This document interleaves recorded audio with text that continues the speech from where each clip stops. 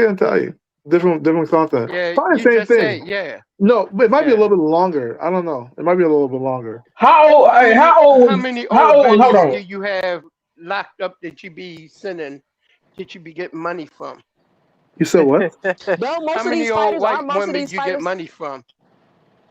What? None, buddy. I don't know what you're talking about. How You old know was what I'm Floyd? talking about. How old was Floyd when he fought Diego Corrales? I'm not sure. Wasn't he like 37, 39? Around that age? I don't Diego know. Corrales. Hold on, nigga. God damn. My bad. I was thinking about the other one. It My bad. was I was thinking put it about like the other this. one. Floyd My was bad. born in '77. He fought him in 2001. Okay. My bad. So I was how thinking old about was the he? nigga. I Do was the thinking year. about the 31. nigga he hit, buddy. My 31. bad. My bad. How he was how old? 31. He was born in '77. He fought him in Oh, 70, 2001. 70. Okay. How old was he?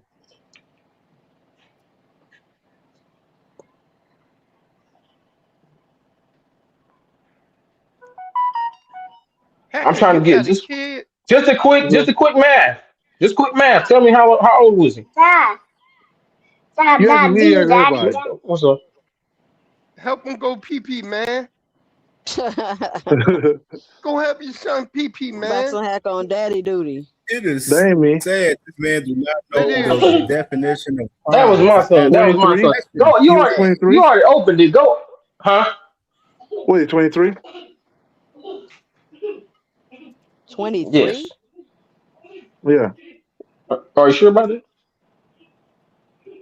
How Wait old a is minute. Boots? Boost is 30, Did he right? catch No, he's DBT though? 28. Boots is 27 Is or Boots not 28. stepping into his prime? No, he 27. He about to turn 28 though. He about to turn 28. Yeah. Y'all would agree that he's stepping into his prime, right? No, I think he should be already in his prime. Yeah, you stepping in your prime because He's he not. got. How I, he stepping I in feel his like that he prime? got 10 more years left in his career.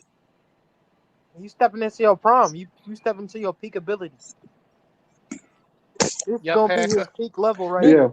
do y'all believe that this Anthony Joshua Fury fight is done, or y'all think They Turkey just announced it, spreading so yeah. propaganda? They announced it. I think it's done. Both of them, they ain't really got nowhere to go. There's nothing else to do. It's the only money fight for both of them dudes. Yeah, I believe it's done. I can't say it's propaganda when the ring posting it. Like I can't. They say. the I main mean, ones they that be post a posting lot the of shit that was propaganda. false. I can't. They post fake. They got no post, credibility, Joseph. and this is not me Come hating on, on, like for real. come on, They Cam. post Come false on, stuff all the Cam. time, y'all. Don't The do ring that posts today, false. man. Mike Coppinger, the ring, they post false stuff all the time. I'm waiting on Eddie Hearn to come out and say it's cap. Well, if he don't say that, then it's on. Man, you know all these niggas, they be talking shit about Turkey, this and that, but all the promoters, when he want to fight, then these niggas bend they knee to that nigga. So Hell yeah, you gonna get your shit get out of the face. Because he got the bag. He got the money. I'm just saying, like they was Eddie was popping it, Oscar be popping it, and then when he want to fight, these niggas start sucking dick. What are they in the That's all business I'm for? saying. What are they in the business for? They're in the business to make money, right? Did y'all know Top Rank was a Zionist organization? Did y'all know that? Who gives a fuck? I don't care. Most of these organizations is Zionist, so who cares? Well, Turkey's organization that was probably not Zionist, right? It absolutely is. Who gives a fuck? Put the fight on. Nobody cares. Nick Is he Khan and the Zionist? other guy? Are Nobody you cares. serious, Boxing Hacker? I mean, you don't care. I don't know if Cut it I out. sort of care. Do you care? I sort of care, you know. You don't care about nothing Turkey got going on, so cut it out. No, I'm just saying, like, I never knew that. Yeah, absolutely. Yeah, I didn't know that was a Do Zionist. you know who right? Nick Khan is, Boxing Hacker? Yeah, TKO, Nick Khan. Hey, Cam. But is he Zionist though? Do you know who he is, Boxing Hacker? I don't care if you're designing stuff, that's cool, but do you know who he is? Yes, yeah, sort of. I don't really know much about him though. You don't know much about him? Yeah. He owns a whole lot of shit. Boxing happy. He owns a whole lot of shit. Yo, Cam J. Yo, did you I was watching this documentary on who was the dude that used to be working with Fury that got Fury banned from Daniel Kinahan. Bro, that nigga I went over that last week. I went over his documentary last week. This nigga was selling crazy weight, killing niggas. His shit crazy, you don't bro. know who He's a Daniel gangster. Kinahan is, Joseph? He's I a don't gangster, know who he man. is. Irish gangster. No. I knew he was a bad dude. It's a lot of bad dudes in boxing, but I didn't know he was doing it to that extent. The nigga is a He's a kingpin. gangster. Yeah, he's a Man, real I've been gangster. trying to. That's what I'm Yeah. saying. Y'all be up here trying to. Y'all got to do the research on No, this stuff, man. I never argued with nobody Facts. about no Daniel Cunningham, but I didn't know he was doing it to that extent though. Yeah, absolutely. He shot It's somebody. real He gangsters in shot this world, somebody at man. a weigh-in. Yeah, It's real that nigga gangsters ain't in go this to world, jail brother. either. It's like he run that shit over there, but he in jail right now. Who he get expedite? Not He shot expedited. somebody at a weigh-in and then They walked out the caught him back at door like it was nothing. Dubai. Ireland sent a warrant to Dubai. Dubai enforced a warrant, and they gonna extradite his ass back to Ireland. Ireland and They Dubai trying to have an bring him to extradition the treaty. U.S., Sheldon. They trying to bring Huh? him to the Yeah, that's U.S. what I seen. The U.S. I think the U.S. was trying to get him. Hey, they say if he come to the U.S., a whole lot of boxing folks gonna get in Yeah, a lot of trouble. absolutely. I Yep. just want to say that, sis. They were saying that other day, talk about You think he gonna tell? I don't he think got he a gonna lot of tell. information I that don't They're most think going he to gonna motherfuckers. sit, tell. Why they're wouldn't going I to he don't think sell he tell? his gonna tell. ass off in the U.S. cell, man. They're going I to don't send think that he nigga gonna out tell. I Denver don't think he gonna Why tell. to wouldn't the he tell? maximum, to that super Why max would they he? got out motherfucking Denver. To get a lighter For sentence. real. That shit in the Shit. goddamn Hey, mountains look. some Hey, damn look. way. He ain't Look. gonna get John no Gotti lighter didn't tell. sentence. He gonna get life plus whatever. Hell yeah. U.S. had a $5 million bounty on his head. Mm-hmm. They say he But was they say he connected got to 100 fighters in the U.S. I think, or maybe Yeah. 100 overall with his Bud MTK Crawford, Global. one of them. Nah, he was just Bud advisor, bro. Like Yeah. chill on Bud. He said, Yeah. why you trying to say Bud going to That's jail for? That was affiliated. crazy. No, Bud ain't Nobody going. said that's Bud was going to affiliated. What jail. the fuck you if talking that's his about? Huh? advisor. We That was said one who of he his was advisors that he connected connected to. with him. You said what, Cam? I'm about to say that's what his advisor. He connected with the motherfucker. Then. That don't mean nothing. Yeah. Exactly. Y'all You just know I don't want to y'all put no wild as spot on shit. Y'all Bud. just want to man. Nigga getting advised by the Irish mob. That's crazy work. Y'all just want to try to put that man locked, man. That's crazy. Hey, Super chat real y'all quick. think $10 banger from my brother Curtis Robinson. He said CamJNetwork for the early cook up king. Salute to my brother Curtis Rob with a $10 banger in the super chat. Go ahead, sis. No, I was just saying that's crazy. Like talking about he was just his advisor. Nigga, the Irish mob leader is your advisor. Nah, but when y'all was talking about it in 2023, y'all niggas wasn't saying the nigga was the Irish mob leader. Y'all was just like, I said he that was all just the a bad time, guy. Joseph. This and that. I'm like, all right. Nah, Joseph, I said that He a shit bad all guy. the You notice time. I ain't argue with y'all on that. Y'all ain't say the nigga was a drug kingpin. I didn't hear Yes, none of we that. did. I kept talking about Daniel Kinahan and y'all acting like this shit was sweet. Bro, that nigga got over 1,000 hits under his belt, nigga. Yeah, that's crazy, yo. That's motherfucking El Chapo style. Nah, that ain't even close to El Chapo. El Chapo got crazy hits. He is the El Chapo of the Irish. Yeah. For real. Oh, y'all But forgot about my man, yo. Narcos, yo. Narcos. Them motherfuckers was wilding down in Colombia. Oh, yeah. Shit. That motherfucker went to war against the goddamn government.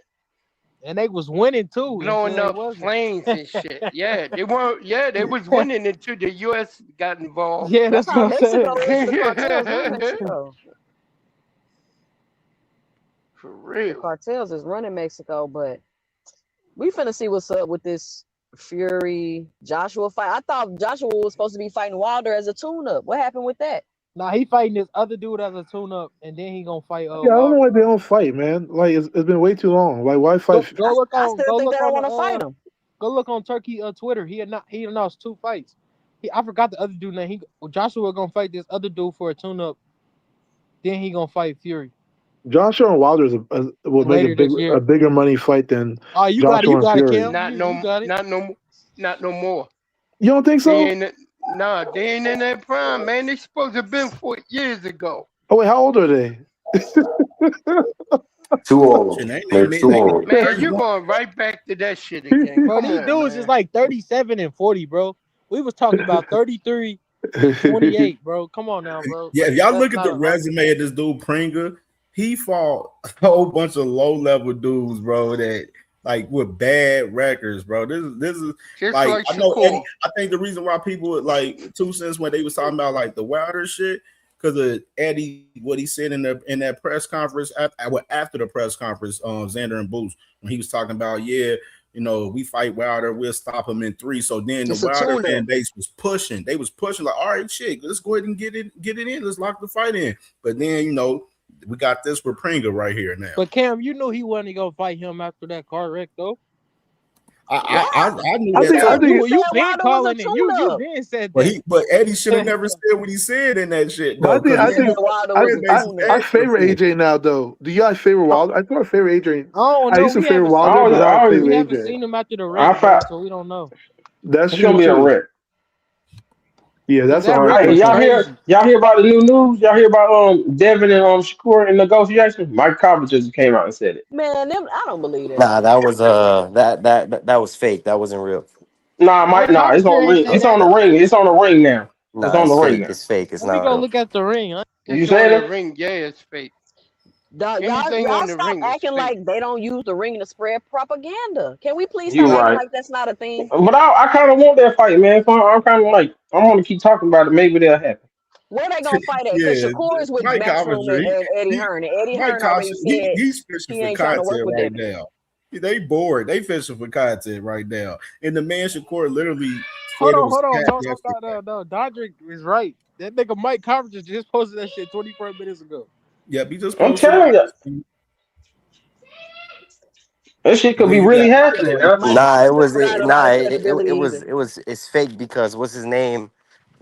Nestor Gibbs, which is pinned by Bill Haney. He talks to him all the time. He probably called him and told him to spread this rumor. Nah, See how many this ain't people say it's Nestor. true. This ain't Nestor. It don't Hey, matter, but bro. if Devin Haney and It Shakur don't don't matter fight, because Nestor Gibbs, he was the first one to announce it, was he but not? hold on. And they probably know something. If Go ahead. Devin and Shakur don't fight for a belt, that's gonna be the biggest hypocrisy in a while. Nah, they can. Because They don't even. Nah. I want to see no, it. I get it. Listen, me personally, I don't care. But I'm just saying the logic that they've been feeding us, the belts, the legacy, the this, the that, especially when it comes to Devin and Shakur. Dondrick, imagine Devin and Shakur, of all people, not fighting for a belt. Hey, hold on, 2 Cents. Let me say this, so y'all won't put my name in none of this bullshit. I would be mad if these niggas don't fight for a belt. Nah, it was But I do Joseph. It want to was see the Joseph. fight. No, I I'm would be not mad if mad. they don't fight for a belt. But if Joseph, it's at no. 144, it can be for a belt. If it's at Joseph, you know 144, what it I can want be people for a to do, belt. Joseph? I just want them to admit that legacy bullshit was just some shit they No, was saying. legacy is not bullshit to me. Cause I just said I would be mad if these niggas don't fight for a No, belt. I'm But not. I'll watch the If fight. Nah, you know what? Nah, you know what, Joseph. I'm not gonna lie, Joseph. I heard him say many times it don't matter whoever Dev fights. He can fight a cab driver if it and You breaking up. bro, Damn, you Joseph, in what the yeah, hell? you in the win, nigga. You in the win, You bro. got over there. cricket That nigga in yo, the wireless. back cave. He in the back cave. yeah, nah, That's yo, cricket could wireless. We can hear you now. We can hear nah, you now, bro. nah, this ain't Cricket Wireless, bro. I just left the building where I work, and sometimes it doesn't work. You gotta stay. I It's on the told you to bottom. stay off them Obama phones, man. I told you. Yeah, you gotta get off that Man, Obama, man. man, Joseph, you lucky you're not an immigrant, bro. I'll get your information and snatch your whole family up. Hey, y'all know I did work for them people, man. Y'all better I stop got a playing. CD. I got a CDL, so you could probably look me up anywhere. Yeah, nah, you know what, Joseph? Yo, Joseph, you better. Yo, Joe, I'm gonna tell you like this, Joseph. I don't want to give too much information, but a lot of people and a lot of companies they hire in people that don't got CDLs and they hire in immigrants, bro. We No, just that's what they was we talking just about when I was in we just school. When I was cracked, in bro. CDL school, they We talk about just that shit all cracked, the time. bro. The only reason why I haven't been jumping on them panels because they got me in a part of Texas where we just cracked about 30 plus CDL workers, bro, that don't got no licenses, they illegal. Bro, And on top of that, you got 3 people in the same truck just hauling one load, bro. I for be like keeping up with 30 that. hours. I be keeping up with that Yo, I got a because question I'm a for you, Oh, driver. Isaiah. they trying to do that And so they can keep going and no, they gotta stop. no, Yeah, yeah. it be Isaiah, these big What? companies What doing that why happened? shit. do What? y'all have to wear masks for? Bro, I don't wear masks, dumbass. Suck I'm my dick with asking. all that, bro. I don't wear Isaiah, masks, Isaiah, bro. Isaiah, tell them it be these big ass companies doing that shit though. Yeah, yo, Hell yo, yeah. Bro, you yo, think it be the Joseph. small ones? No, it be the big Nah, ones. yo, we just, I'm telling you, yo, we just got 30 plus people, and now it's a big company. I can't really say like too much, but it's a huge company that you know Swift, that. Nah, bro, I don't even want to say too much, bro. bro. I name some cause you in it. It be Frontier, Swift, what's that other name? All the big ones. All the big ones. All All the I'm gonna big say, yo, Joseph, all I'm gonna say is we just cracked down on Frontier. we just pulled up. bro. We just Them pulled niggas up on wasn't them even trying to boys. give me my ass a job, nigga. Nah, yeah, bro. Nah, you know what? Nah, look, and it's crazy because, like you see, for the department that I work alongside, we do a bunch of transportation. So I'm not out in the field like that, and plus too, like all those videos of like all that stuff that's going on, that's just people who want to have power and bro, want to do the most. Like bro, I'm in a completely I different drive department, local. bro. I drive local. You will Oh see yeah, a nah, local immigrant it's better. hop out the truck, motherfucking flip flops, no boots, no none of that shit that you supposed to be wearing. These niggas got on flip flops, Crocs, and they piled up Yeah, in the bro. motherfucking truck. Crocs. Yo, I swear to God, Joseph, bro, you be Joseph, we You be surprised. just messing got with them lot lizards. nah, yo, look, we just got so for Frontier, we pulled I up. don't drive over the road. I just drive local all around Missouri. So like, Boxer Joseph hackers, the front. lot nah, Nah, lizard. look, I'm home every day. Frontier had over 100 plus people. We only got 30 of them, and the other ones, bro, they left, And and some of them it's they be using the same CDL license. They be yeah, three bro, of these motherfuckers. yeah, three of them using the same one. So every checkpoint they go to, they only present one because nobody checks nobody's checking the load. Yep. That's crazy. All they do is show up, weigh it, and then they good. As long as they present a CDL, they don't care. And That's plus, why you two, be you seeing already all know you these got to be in wrecks. weight. That's why you be Yeah, seeing all but these wrecks and all that. yeah, it's crazy, bro. It is. It's crazy. I be keeping up with that shit though. I That got shit to. dangerous as hell. That shit hella dangerous. Every time I see an immigrant when I'm driving, Nah, these Joseph, you niggas fly wrong. by me. I You swear to wrong, God. Joseph. Even though it sound prejudice, but you don't know, so I just let the niggas go. Nah, yeah, you I don't, ain't bro. say Yeah, you nothing. don't. Nah, Hey, don't. let me get Yo, y'all yo, opinion on Hey, this you Joseph. right here. crazy as Right shit, here. yo. Did y'all see You this clip of crazy. Shakur right here, man, in the club the other night? They try to He was say he drinking smoked. coffee. Don't do that, boy, I like that, man. don't know That if he boy was was drinking that cat. smoking, That but boy was on that Patron, nigga. I know That's nigga why on he was Nigga, drinking. Patron. I feel.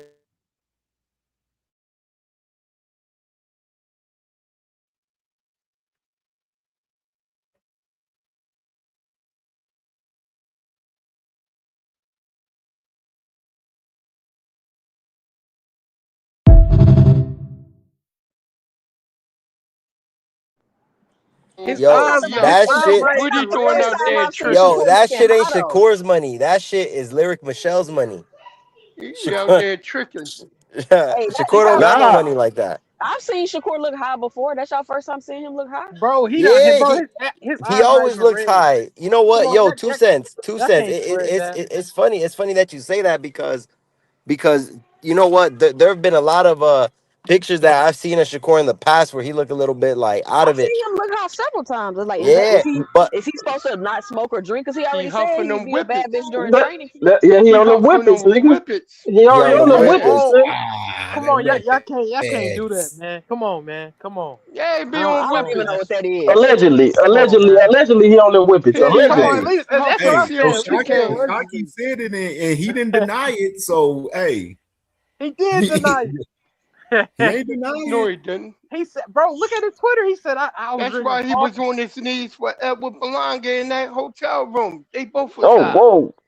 Come on, OG. Come on, Yeah, man. he was. You ain't see the video? Come on, man. You Don't Yeah, got play to you be like ain't on you high. ain't you You ain't you got to ain't be seen the high on your video knees of in front nah. of Hold on, another grown ass y'all man. ain't seen the video of Shakur and Berlanga. Shakur was on his knees, nasty work, Si- and why they had Yo, their he was shirt on off his in knees a singing. yeah he was on Yes. it.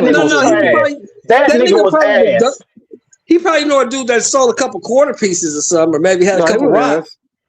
But it wasn't a half. Same shit. He got signed to That's TMT the for a same little shit. bit. I'm talking about motherfuckers that sell crack for a living. Quarter keys, half a keys. You ain't got time to do shit else. You don't. You ain't got time to You're do not shit else. selling crack part time because it ain't even worth the risk if that's what you're doing. No. And there ain't no part time selling in crack. That's 24/7. That's what I got. That's I'm gonna tell you one thing. Ain't like He you gonna said sell one crack and single have a rock a job. day. It don't work like that. Yo, It don't work like that. crack That nigga heads sell a come rock a back day. for A more. rock a day. Yo, a rock a day ain't shit. Motherfuckers come back for that shit constantly. For Man, real. As soon I as had they a smoke, homeboy they that be sold coming crack. back. I had to stop hanging with him because that shit's scary. Them fiends is they listen. They gonna find you. They don't care if they beat on your door at 2 in the morning, 3 in the morning. They don't Hell care. yeah. When they That's want it, they want it, 24/7. and you better have it. That's why you gotta have a trap. You don't ever let the motherfuckers come to your house. You have a trap. Exactly. You gotta come to the trap. You don't come to the pad. You'll never bring no crack to where you lay your head. Never. All Hold them on. damn Let's abounding get back on houses shit and whippets though. D-Mart. Shit. Let's get back on shit whippets though, man. Let's get back on shit whippets. So, you know what I'm saying? He said whippets. So I hope him and Devin do fight at 144 because they can put the title on the line at 144 now. Anything over 140 is welterweight. Anything. So if they fight at 144, he could put that belt on the line now. Yeah, that's Anything at welterweight. 140 over 140 is not welterweight, bro. Anything Yes, from it is, nigga. 141 Yes, to it is, nigga. 147 is welterweight. Hacker. No. This Anything nigga, over 140 is welterweight. I'm tired. Man. Oh my gosh, man. You ain't gotta weigh just in at saying things. 147. You can weigh in at 145. You can weigh in at Yeah, 144. but the max weight for it to be welterweight, the max The weight doesn't max equal weight is 147. 147. Yeah. Yes, The max weight that's is welterweight. 147. That's You what. ain't gotta weigh in at welterweight to fight at welterweight. Hacker. Yes, but if the fight is a catchweight, it's not really welterweight, bro. Because Yes, it is. They're gonna round it up, boxing hacker. They're gonna round the weight up. they can't round it up to son. Like if Yes, if they we have can. if we're fighting at No, what I'm saying 144 is, he's and I saying, come in but at I hear what you're 147, saying. which is a I welterweight hear what weight, you're saying. I Hacker. can't What you're fight. saying is, if they make it an official catchweight fight, then they can't put the title up. That's what Bob Arum told him. You can't do that. Yeah, it's not welterweight. It's not a true welterweight fight. Welterweight is No, it's not that. You can't if you label the fight as a catchweight fight, the belt can't be on the line. But if you have You don't if label you it. label It the has fight to. as a Welterweight is welterweight a fight, specific range. that's where Shakur was stupid at. You don't have to say 144. You can just come in at 144. It's still a welterweight title. No, but he wants Devin to be at 144. No, he can't do that. He's not the champion. He can't dictate that. That's why they're not gonna fight. Yeah, he can't dictate that. Exactly. And that's why I don't know why people talking about they in negotiations. Because Devin Haney, I don't think is gonna take a catch weight or get a rehydration clause. Why would I do that? Motherfucker, I'm the welterweight champion of the world. You want to fight me? You fight me on my terms. Nah, Whippets versus Devin. I had a dream once upon a time, Haney, nigga. I'm ready for I can tell you right now, Devin ain't moving down no catch weight at 144 I for had the him. wrong number. I need And Shakur, he told us he don't even want to 148. fucking fight at 140. So Why would he move down? Brown. I mean, if Turkey gonna pay for it, why wouldn't they though? If he gonna give him 12 million, he'll move down. Yeah, for sure, he will. That'll be like a fight a year, though. 12 mil. You could He'll tell do that Cohen for 12 not mil. picking him up. They brought him out. Cohen is in the with the braids. Yeah, they not yeah, if Turkey go give him that $12 million, of course he'll go at 144.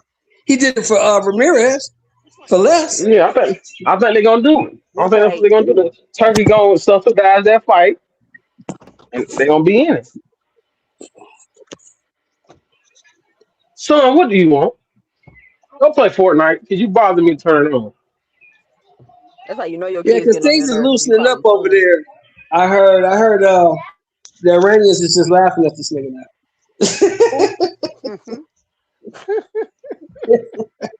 Thing They're is, like, man, shit shut ain't the fuck up. loosening up. Shit, They're I like, think man, Shakur shut and the Devin fuck fight, up. that'll be like the fight of the shit year, is though. even tight over What that will be the fight of the motherfucker. year? Shakur versus Devin. I don't think it'll be the Devin and fight of the Shakur year. I gonna think be it'll in be the a Nah, ring, and they gonna get I hit by the definitely drone think so. attack. I think it's too early to have a fight of the year. The fight of the year probably gonna happen in August, September. Neither one of them have a style. Neither one of them have the style to make the fight exciting for it to be the fight of the year. Well, the Hey, storyline is tough, though.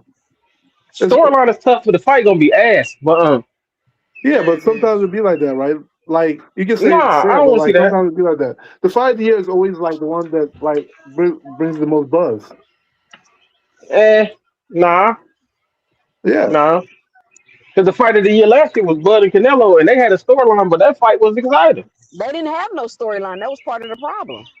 Right, but it was a fight of the year, right? But it generated a lot of buzz. It wasn't the fight of the year for me, and it didn't generate a lot of buzz, in my opinion. I thought it sold very well. I think what fight was bigger? I can't even think of a fight that was nobody bigger. want to see that fight, man. Motherfuckers wanted to see Canelo Benavidez. You niggas didn't want to see it. I wanted to see it. You niggas didn't want to see it. I wanted to see it. I didn't want to see that shit. I know you did. Some bullshit. I did. I was like, I wanted to see it. Hey man, if I can see shit whip, I want to see shit whippets, man. I want to see shit whippets versus Devin Haney. God damn it. Yo, stop Shit saying whippets. that shit, man. That's his new name. Fuck that. I ain't calling him his name no more. Shit whippets. That's it.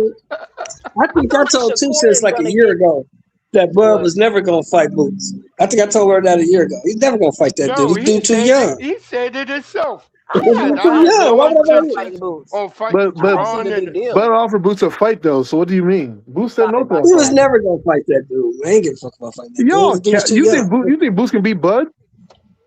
Yeah. No, we just don't think he. I didn't say that. I said Bud wasn't gonna fight the dude because he was How too y'all young. understand when the Boots team was offered a fight though? How can?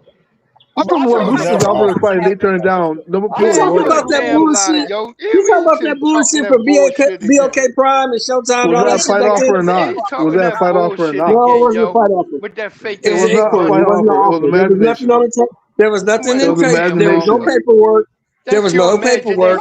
There was never an offer. How can you paperwork if you say no? Let me ask the panel a How can you question. when you say no? Let me ask the panel a question, right? Tell me how y'all feel about this. When people say, I already offered him a fight. Me personally, I don't really know what that means.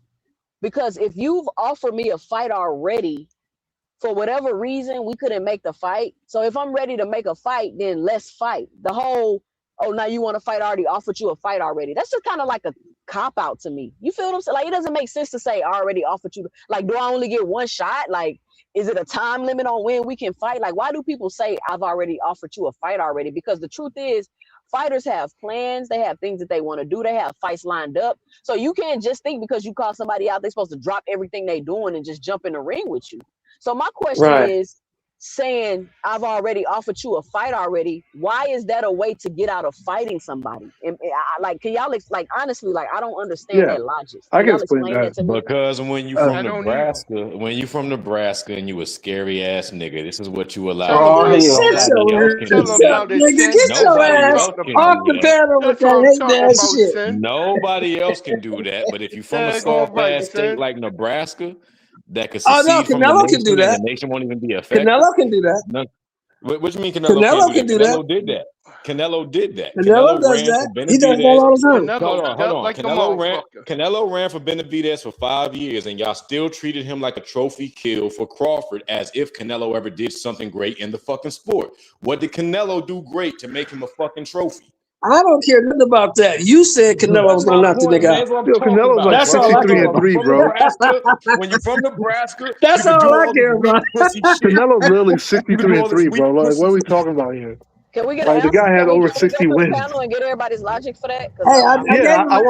Let me explain it real quick though, right? Go ahead, Watson. Go ahead. Yeah, let me explain. Oh, this should take a half hour. So here's the thing, right? Like, if you say somebody is not like, if you say, okay, let's say Crawford's not gonna fight Boots, right? How can nobody can really say it because Crawford already offered him something.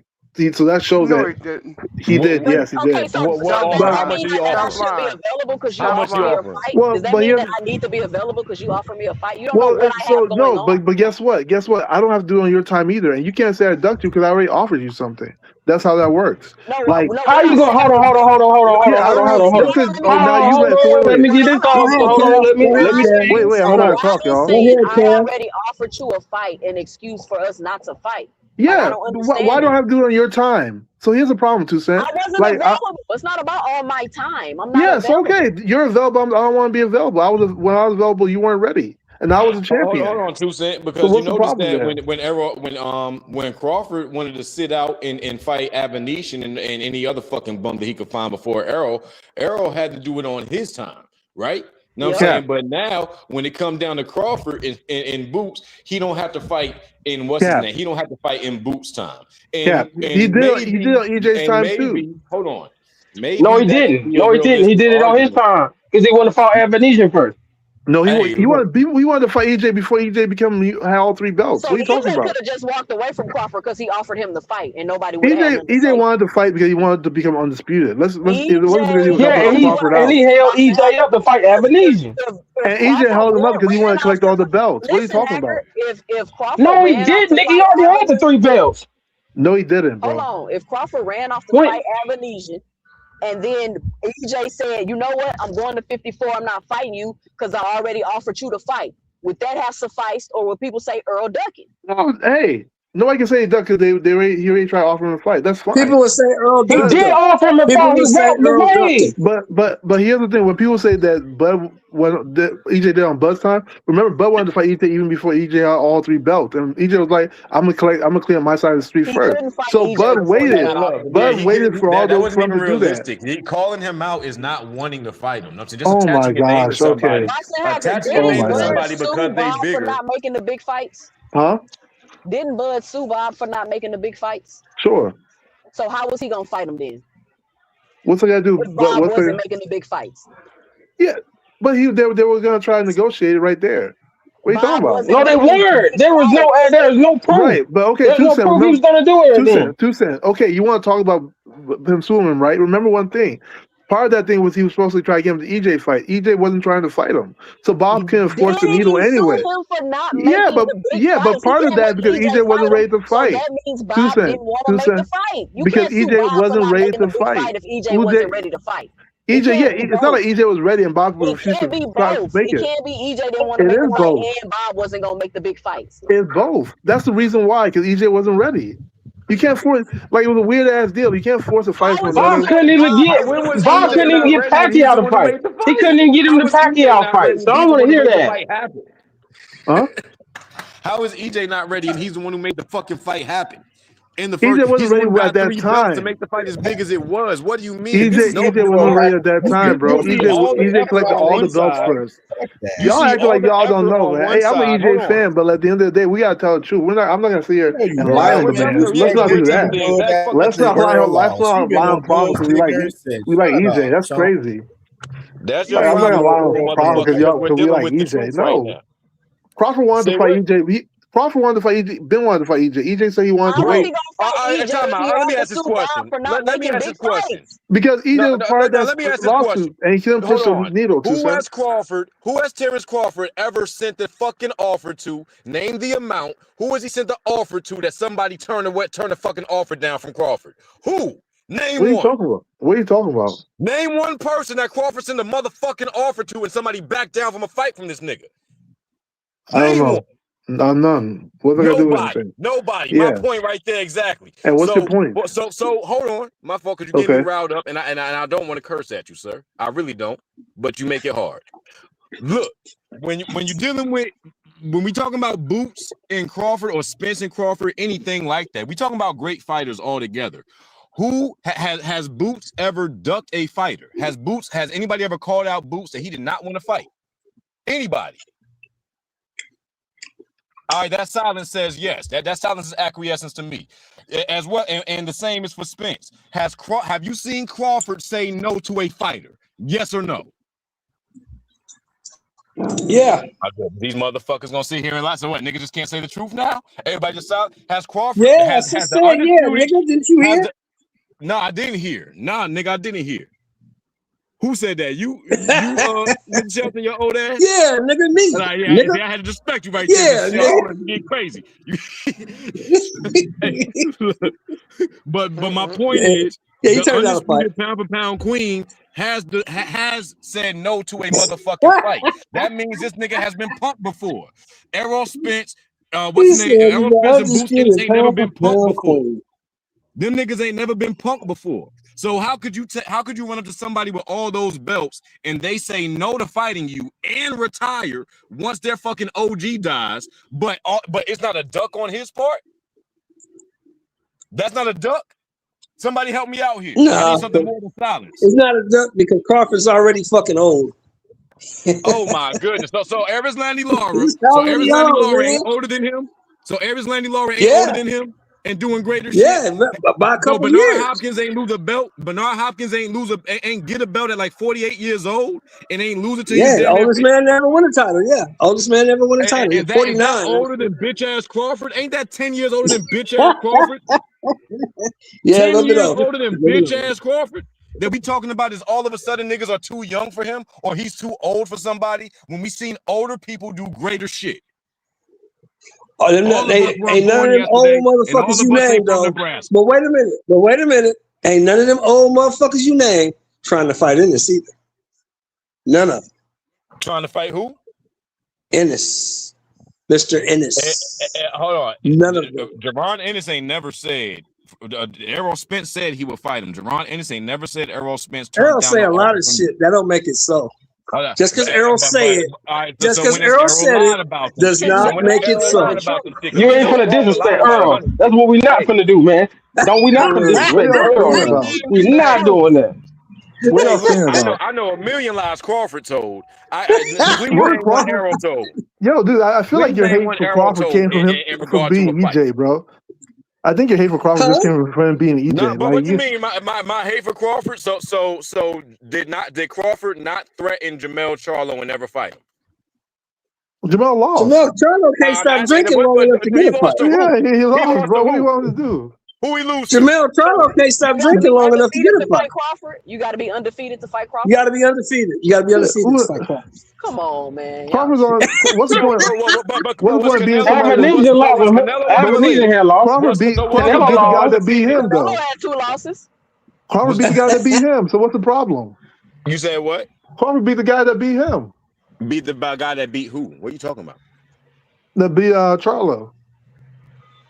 Crawford beat the guy that beat Charlo. Oh, okay, all right. So I had to line that up to try to make sense of what you're saying. He's at the height of his career. He doesn't want to be a guy that took a loss. Oh, I forgot. See, I forgot you a Devin fan. So you think that when somebody else beats up the other guy, it's for the other guy that you like. No, it's not about that, but like he don't want. That's what it sounds like. There's not a point. There's no point if Fury took a loss and I'm at the height of my career. I'm trying to do more. He's about to retire. Remember? Losses. Yo, but Canelo's a way bigger fight. Canelo beat that guy. I think they were going to fight, undisputed, but then Charlo more of a legacy fight. Being Charlo does nothing for Crawford. I think they were going to fight. And Charlo just came off a loss. Man, can one person I think Bud was going to fight the dude. Hold on. I think Bud was going to fight the dude, but then the dude went up there and fought Canelo and ran like a hoe. And Crawford said, "Nah, I can't fuck with that dude. He got bitch in his heart." Who ran like a hoe? I can't fuck with that dude. He got bitch in his heart. He just ran from the Mexican. So I can't fuck with him. I think that's what. Hold on. So, but William Skull, when Canelo couldn't close out on William Skull, Canelo was still a sellout. Canelo was still a sellout option for motherfucking Crawford after that weak ass performance. Really, both of them had losing performances. I don't remember Bud. I don't remember Bud trying to fight William Skull. No, I ain't talking about William Skull. I'm talking about the fact that he still targeted Canelo coming off a weak ass win. Man. The hate in your heart. But I don't want to fight a dude that I know is a hoe. Listen. It's just like in the streets, Sid. I don't want to fight a nigga that I know is a hoe. That nigga's a bitch. I don't want to fight him. I want to fight the nigga I want to fight the nigga he ran from. I want to fight the nigga that he ran from. I don't want to fight the nigga that ran. Look, OG. 1 minute. Y'all gonna stop disrespecting Jermell? Come on, Sid. You want to fight the nigga that ran or the nigga that he ran from? Who you want to fight?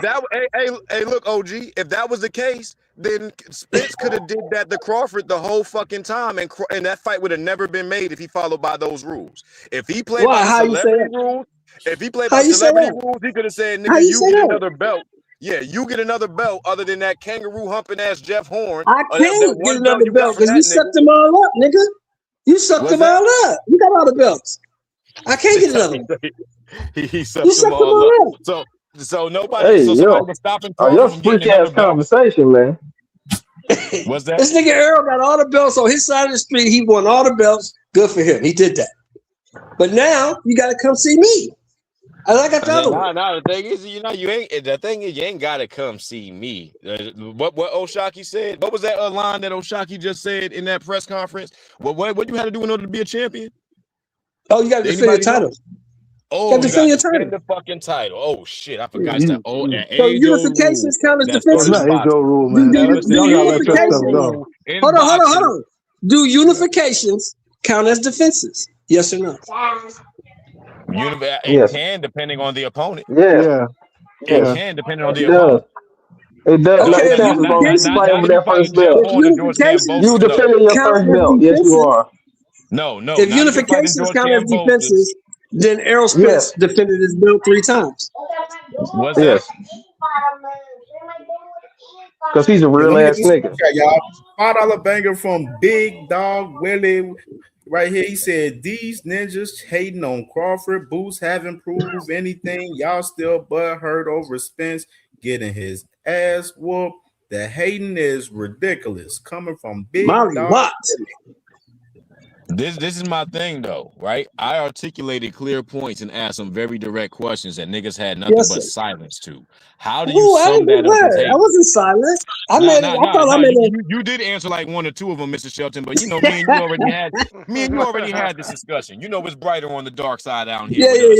Yeah. We already talked. You know what I'm saying? So it's the rest of these motherfuckers that don't keep it real at all. Don't have a real bone in their body. That ain't gonna own up and say, "Hey, yo, that was strategic. Okay, he was picking and choosing here. That was a cherry pick. That shit was soft. That nigga was lying." This is all stripes that we have. If I can name out every fucking event, multiple lies, multiple contradictions, all on one side of the field where, you know, the map kind of gets, you know, kind of western, Nebraska-ish. Every time you go towards Nebraska, it seems like shit don't add up. But everywhere else, you can apply that to the Errol Spences and the motherfucking Jaron Ennis's or anything like that. You know what I'm saying? So my thing is, when is people just gonna just keep it real? You know what I'm saying? To the at least to the degree that we ain't never seen nobody else that's been more decorated struggle to get respect. People calling him out left and right. He has so many altercations backstage with motherfuckers, from Jamel Charlo to Teofimo Lopez to anybody else. He's better than all these people, but he's not willing to fight anybody. I don't know what you're talking about. When does this happen? I think you're just making things up. You're talking about a guy who's never even had a split decision. He's had only stoppages. That's called a padded record. That's called a padded record. It's not my first time seeing a hype job. You were born yesterday. He's the only 3-time undisputed male currently in the 4-belt era. Yo, he's the only 3-time undisputed. Like, what are you talking about? He's like 4 or 5-time lineal champion, bro. Like, at the end of the day, the guy is nice. I mean, I get you're mad because, like, you know, he beat EJ, and I get it. I understand. It's a painful situation. Let me tell you something. But, like, you can't, like, don't just create hate. That's crazy. Just because I expose one person, you can't try to make me a fan of somebody else. You didn't expose nothing. What did you expose? I exposed. What did you expose? If you want to talk about that, he conquered 140. He fought every. He conquered 140. He beat the best guy at 147. Huh? Has your pound for pound queen ducked a fight before, and has his competition? Has Jaron Ennis ever ducked a fight? Has anybody called out Jaron Ennis? Yes. And he said, "No, I won't fight." Yes. He said another Crawford. What are you talking about? Yeah. So what are you talking about? What was the offer? Back to my question I asked earlier. Wait. Back to my and he turned down. And at 147, Boost turned down. Wait. No, hold on, Hacker, you're up here lying now. I wish this was Dean's channel so you can get up out of here. So what was the offer? How much did Crawford send? Bozy Ennis, Boost's dad said they sent an offer and they couldn't do it. That's him saying that Bozy Ennis said that. They wouldn't do it. They couldn't do it. No, they wouldn't do it. They couldn't do it. Oh my gosh! They could listen. Fight when Fire wants to fight, they fight, bro. No, we're talking about intimidation. Obligations, Boxing Hacker. What are you talking about? Okay. So, but if you want to say who turned down a fight, Boost team turned down a fight. I can't fucking make the fight. I'm under contract. Yeah, I hear you. So now we're talking about intimidation. What's his name just retired from the sport? What about Devin Haney? Because he was intimidated. Wait. What about Devin Haney? Retired from the sport. Hold on. Wait. Hold on. What about Devin then? Boost was 147 champion. Devin challenged him. He said no. Kick him off of here, Cam. Wait, he kicked me off. What happened though? Wait. Hold on. What you mean? Why y'all always trying to make Devin? excuses for Boots? Why y'all always make excuses for Boots for it? I don't You're get that. You're talking about Devin. All right, so Boots was a 147 champion. 147 champion. Devin was going to fight Boots, Boxing Hacker. Nobody believes that but you. Turkey said that. Turkey said himself that Boots don't be taking the tough fights. Like, what are you talking why, about? why did Eddie Hearn just last night, or not just last night, but on that last interview, when Eddie Hearn said we have a talent stack division, I have a talent stack banner, and I don't know what to do with Devin. Why doesn't Devin fit on that talent stack roster that he has? What they got to do? I just said we're talking about boots. We're just talking. You talking like you switching the whole question up draws, now. right? Well, no, we're No, talking about we're draws. not. We're not talking about draws. You said who had boots? No, what what I'm boots said talking no about, to, and I just told you I'm two talking people. about, And now you're switching the topic. Do you accept I'm what I not just switching said? up topics. I'm on the same topic. What I'm What's the talking devil? about is the reason why nobody will ever believe or subscribe to the idea that Jerron Ennis ran from Devin Haney, because Devin Haney ain't nobody to run from. He's not even a name. Listen, he's not a name at any Who weight was the class. champion? Who was the champion when they were trying to make that fight? Stop the cap. Stop the cap right now. Stop the cap. No bullshit, bro. Why move up to 54 and call out Xander, but not fight Boots at 54? Wasn't have a belt at 54, and we were interested in fighting Boots at 47 with the belt. You know what I mean? When he gets a belt at 54, then, you know what I mean, we'll revisit the fight. But he's on the list. You know what I mean? That's going to happen. It's just a matter of... He said he would do it at 52, though. Yeah, that's what I'm saying is. It's going to happen. That fight is going to happen. It's just a matter of when it's going to happen and what it's going to happen for.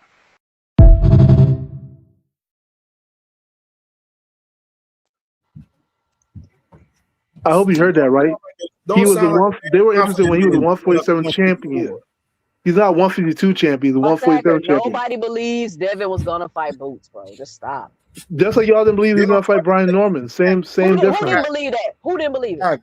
Hacker, the man Boots. Look, the man literally fought Jose Ramirez at a fucking catch weight at 144, bro. I mean, so you can't talk about he don't fight catch weights and shit because he wasn't fighting the 147 champion. Why am I? Shut your bitch ass up. You stop talking over me, motherfucker. I'm telling you right now. I want Devin to keep the same energy he had for Xander, which we know all 5 of us on this panel and people in the chat know he won't keep that same fucking energy. Flat out. Y'all be thinking Boots is. Shut your bitch ass up. You be thinking this man not only is Boots what he says he is. You need to stop dick eating this man. That man be fucking manipulating you and a whole lot of other dudes' minds out here and got y'all saying bullshit. That's why y'all get cooked on this bitch every day. Toussaint, you said who said that? Who said that? I literally had a whole debate with KO saying that Devin was going to fight Boots. He cooked you, and he cooked me, but he was wrong, right? You can say it, but he was wrong. Did they not fight? No, he wasn't. They fought. Brian Norman and Devin fought. What are you talking about?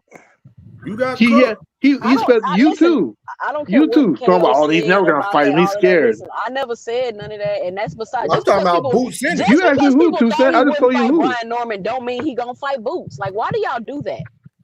Toussaint, he challenged. When Boots was a champion, challenged him at his own weight class, and he said, "No, what are we talking about?" More logical with this shit. He ain't even fighting Rolly or Ryan, let alone a Boots in it, bro. So miss me with the bullshit. Yo, hold up. When he was this my thing too, saying Cam. You know what I'm saying, like, y'all just give Boots a pass. A nigga that Shakur ran out the ring ain't built for no Boots Ennis. So I always think Shakur's more. I don't want to see no career suicide because Boots is not going to get credit when he does what we know he's going to do to Devin. Devin is not that type of. Devin is not that type of like Devin, bro. You talk. This is like comparing it's a horrible style matchup. Hold on, horrible. Yeah, bro. This is like literally setting up a teenager. Right? Hold on. This is like setting up a teenage girl to fight a grown ass man, and Devin Haney versus Deron Boots Ennis. Plain and simple. I don't. Y'all just gotta switch up anyway. Y'all gotta switch up like y'all normally do. Ain't no switch up on what, bro? We've been calling Devin a fucking hype job, pussy, and everything else from the jump. Ain't nobody switching up. Y'all switching up every time they do some sucker shit and you want to move a goalpost, try to make it seem like they're men that they're not. Y'all the only ones that do the switching up. We gonna say the same shit that we gonna say the same disrespectful shit that we've been saying about this whack ass nigga from the jump. Cause he's only gonna be that. No matter how much money you give him, no matter how many belts you wrap around him, he's always gonna be a bitch behind it.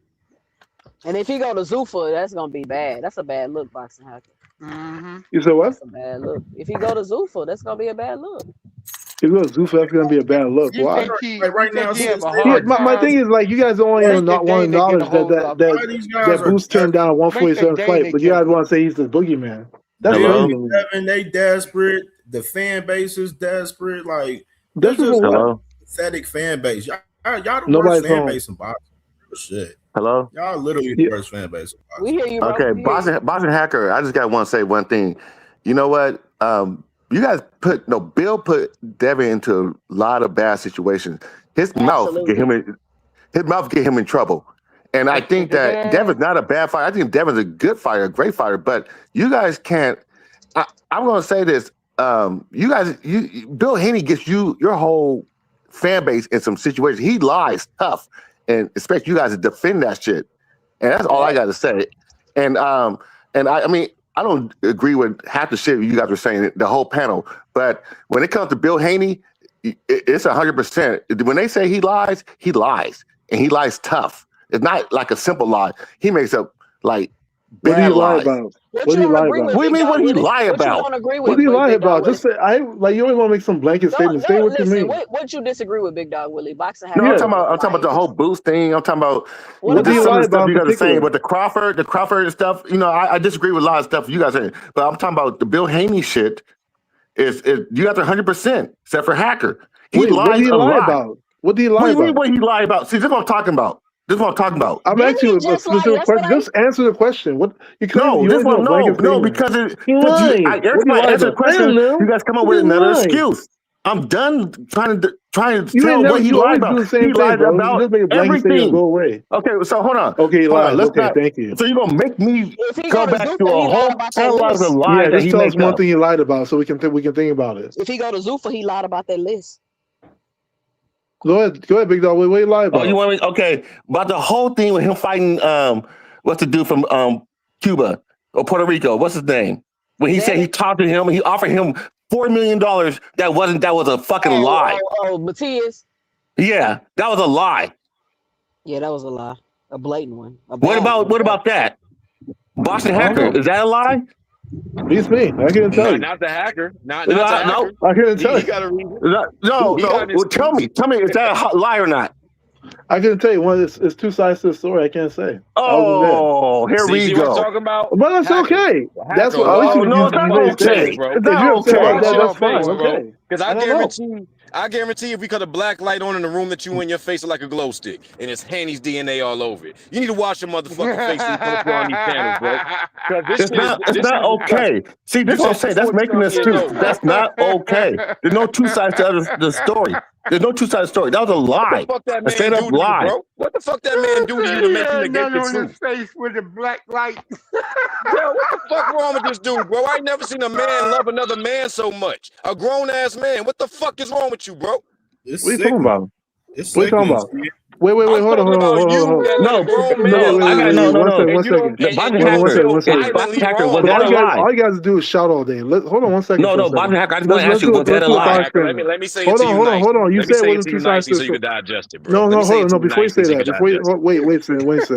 before you say that, Big Dog, you said there's no two sides to the story, right? No, There's you're lying. Wait. You're just choosing to believe one side over the other. That's what you're doing. That's so okay. you say Matias' side is lying. You say Matias' I side didn't is say lying. that. I said He there's two offers sides to the $4 story. I don't know who's million. telling the Do you truth. believe that? Wait. I'm saying there's two sides to that story. I don't know who's telling the truth. You understand that? I'm not gonna claim their side. I'm not gonna claim Bill Haney's side. All right, you guys have a good I don't know the truth in afternoon. that Have a good evening. This is what I'm talking about. Yeah, I'm not going to but argue the with a truth, man what who I'm saying is correct. refuses Wait, no, don't go that way. No, listen, because let's talk about Devin's lies. Hey, let me ask you about the lie you know Devin you're told. incorrect. That's why you're leaving. You know you're incorrect. There is two sides to the story. Let me ask. Hey, so Hacker, let Of me ask you course. about a lie That's that why I like Devin you when told. that dude start talking. He never wants to prove anything. Hey, yo, Hacker. Yeah, what's up? So when Devin said that it was a good deal and Rolly stood on everything that he said and him and his team thought it was good, what part did he lie on when it became a bad deal? Did he lie about it being a good deal? No. Or did he what Because there was a lie somewhere there was some part of the story that wasn't being told, right? No, there wasn't no part of being told. So he didn't say a good deal. He said it was a good offer, and then they were going to begin negotiations. What fell through was the negotiations part. So that means all the details start coming out, and all that. And Devin, if you remember from that same interview, Devin also said what was told to him was the things like the venue and the date. What wasn't told to him was how much he was going to get paid. So the initial offer, he didn't know the deal what they were trying to told pay him. that he thought was good. Yeah, so if you go back to the interview, he says that what was told to me was the date and That's not a deal, the venue. though. That's not a deal. I say he said offer. He didn't say deal. He said offer, right? That's not an offer, though. Yes, it's an offer. I'm offering you a fight, so on and so forth. So the negotiation part. No, wait. Hold on. Why you talking so fast? You keep skipping over that. I'm trying to get some clarity. Yeah. So you're telling me that a venue and a date is an offer, and that's what he said looks good? Yeah, that's why you have to begin negotiations, right? Because if you already know the value, then why do you have to negotiate? So after the negotiations, during the negotiations, they changed the venue. Yeah, they could, but so what Devin says that. So how was the venue good when he first offered it to him? If while they was negotiating, they changed the venue. Yeah, he said that. So what he said was good was what was offered to him. He said that they told him that they were. How was it good when it needed to be changed? You're not making sense. So what was not told to him? If you go back to the interview, he said, well, what wasn't told to him was how much he was going to get paid from the fight. But you're skipping over my question. What I'm asking is, you said he was given a date and a venue. Yeah, that's not really an offer. That's the offer. Second of all, by way of definition, and the venue was good, then why did they change it? Why did they change what? I don't know what they changed the venue to. That's irrelevant. If they're not changing the venue was good originally, then why did they change it? They're not changing the venue. Obviously, he wasn't talking about the venue because that obviously wasn't good because they had to make a change. No, right? it wasn't. No. He said the initial offer was told to him was the venue and the date, and what they were going to negotiate. Because the interview, he said what they're going to negotiate is the money value. You keep trying to talk fast. Listen. Okay, go ahead. He was told the venue and the date, and he said it's good. But the truth was the venue wasn't good because they asked for a change in the venue. So why would he be saying that it was good if they had to ask for a change? I don't know about anything them asking for a change of venue. Right. So obviously he must not have been talking about that then. You could no, he was. That was part of the whole interview. He obviously wasn't talking about I don't understand this. I don't understand if they had to change it. Yeah, so he said that. I'm not assuming that's what it was, right? I'm not assuming none of that. In that same interview, we're using his own words. Same interview that you guys are quoting what he said, quote the whole thing. Like he said that what was told to him, what he considered a good offer, when he said the initial offer was good, he said what was told to him was the venue and the date, and what they were going to negotiate was the price. What he complained about was how much he was getting paid. You keep saying that, but you're completely overriding my point and not critically thinking about it. I don't even know where the initial venue was. Where was the initial venue? It doesn't matter where it was. That's irrelevant. So why do you think he changed it for? Because they said they changed it. I heard them talking about it. They said they made a change in the venue, and everybody was thinking a fight was going to happen because I think they couldn't fight in New York because of whatever happened with the whole fight and shit that they got in. So they had to change the venue. That might be true. I don't remember that. I don't remember him saying that particular. I'm just saying what Devin said because we're trying to quote what Devin said, but nobody's want to say everything that he said. People just quoting the first part. They're always quoting, oh, he said the offer was good. No, he said the offer was good. We're going to begin negotiating. The negotiating part was the money. What wasn't good was the money. What made the fight go through was the money. So you think PBC lowballed him? Do I think PBC? I think the transparency is something they didn't like. To play him his value, and that's the issue. That's what the issue is. I want to hear how it sounds according to people that are desperate. Yeah, that's what Eddie Hearn said. He said the only way Devin is going to get the money he wants is if someone is desperate enough to pay it to him. Because he's trying to basically bankrupt the damn company because he's asking for some shit he don't deserve. Wait. So like right now, if I tried to apply at a goddamn like I said on the stream the other day, if I tried to apply at an electrician for an electrician job for my HVAC pay because of my HVAC experience, that shit's not gonna work. They're gonna start me at base pay as a fucking apprentice for an electrician. You can't go to somebody else's model just because somebody else overpaid you and somebody else had a flawed business structure.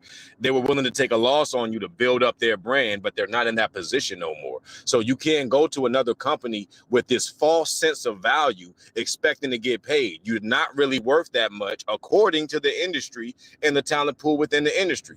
So you're going to have to take that pay cut. Why should anybody cater to the illusion that he is worth more than what he is? Because basically that's what y'all saying. Y'all are saying, I feel like Haney fans are basically trying to justify him being overpaid. Why can't he just run the risk at the actual value? That's incorrect. That's exactly what Hacker's doing right now. That's run the risk at his actual value and build up his name with real numbers and real metrics rather than trying to get something that he don't deserve that he's been getting. That's called entitlement. And that's what's fucking up the score. Right? And that's why his bitch ass is backing out. $2 banger from my brother No More Sleepwalking. He said, when did DHP send anyone an offer? That's a good question. They haven't sent any offers in recent time and they've been receiving them. Great question. So here's the difference though, right? So you said that he felt like they weren't gonna pay his value. What was his value? There was no number tied to it, right? It was a percentage off a fight. So it wasn't about his value per se. It was about the splits and not enough transparency for what they were trying to do. What were they trying to do? They were trying to pay $6 million in expenses, right? And then after $6 million, they wanted to pay anything after that. They'll do a 50-50 split between him and Rolly Romero's promotional company, correct? The problem is that Rolly's promotional company is a proxy to PBC. I'm a third party, and I don't have any chance. How do I know that you're going to give me all the right numbers? That. You sound it's dumb. the truth. You say I sound dumb, but that's what he said. You guys are all saying stuff y'all made up. Stop the presses. You are regurgitating the same bullshit that you already got hooked on. You're over here vouching for fucking Zuffa boxing and the revival. I didn't say anything about Zuffa. Muhammad Ali Act when they're talking about not fucking disclosing the books to fucking fighters. Yeah. And you're arguing that shit right now for Devin right now for us PBC showing the books. You know how fucking retarded you sound right now? Wait. Zuffa's giving you a flat fee though, right? So you keep that in mind. And Zuffa has wait. They're not giving no flat fee. You can't be this fucking retarded. Do you live on ChatGPT? Bro, are they not giving a flat fee? Was Conor Benn not pay a flat fee? Like, what are you talking about? What are we talking about here? Fucking retarded. I don't know why you fucking is this retarded. Like you say that, but I'm telling the truth. Y'all be upset, but I'm the only one telling the truth. Y'all are speaking emotionally. You can't be this fucking remedial. Well, okay, tell me I'm lying then. Okay, don't insult me. Just tell me I'm lying. What am I lying about? So you're telling me Devin is the only person that's gonna have problem First of all, you think that the PBC can just not show you the paperwork and you don't have no recourse? There's nothing you can do. No. They control it all. So Devin Haney can only fight for an upfront guarantee, is what you're saying. If he has to do any business with anybody and have to worry about, if you don't trust the PBC like that, he don't trust them. Like that is what it is. Like if you don't trust it, if you're saying that you're gonna that after $6 million, you're gonna split 50-50. Do you know how much site fees are, Boxing Hacker? I just read an article about the UFC site fee. Do you know how much it was? No, how much was it? $6 million. Okay, so what? So what are you not trusting? Those are expenses that you need to make for a fight. What are you not trusting? But wait. How do I know what the total pot is? Like I have to trust that you're gonna use the right number. You pretty much want Pete. So if Devin's the face of boxing, why not take the deal? You the one that said he's the face of boxing. Why not take a deal that I don't like? Is crazy. What do you mean? I'm also an entity. What are you talking about? I don't like the deal. I have to take it because of what? You know what I think is crazy? You know what I think is crazy, CamJ and 2 Cent? What I think is fucking crazy? The fact that we are hung up on the finances of a fight that ain't even going to be a top 25 all-time fight. I guess so. This is a minimum wage employee, disgruntled employee that wants to get more than what the fuck he's worth. He wants to get he wants to get journeyman pay or foreman or superintendent pay, and he's a motherfucking regular ass employee. And now they got us as fans talking about somebody who can't even this ain't even a marquee payday for nobody. This is a fight that will likely be forgotten about with the rest of the fights that we may see take form at the end of the year. This ain't no top 10 fight. This ain't No, nothing it that wouldn't have been forgotten about because Rolly was gonna beat Devin. Oh yeah, Rolly's gonna beat that ass, right? Yeah. We want to see that. But I'm just saying, in terms of name, in terms of value, this is a forgettable ass fight. If the year is bad, if this is a top 5 fight, it's probably gonna be because we probably just didn't have a good year in boxing. So let me ask you, Sin. No, hold on. I'm just saying, Hacker. I just want to crash my plane right here. Yeah. Why? Like this ain't a Floyd Mayweather versus Canelo part 2. This ain't no Canelo Crawford. This ain't no Canelo Spence. This is no marquee big payday nothing.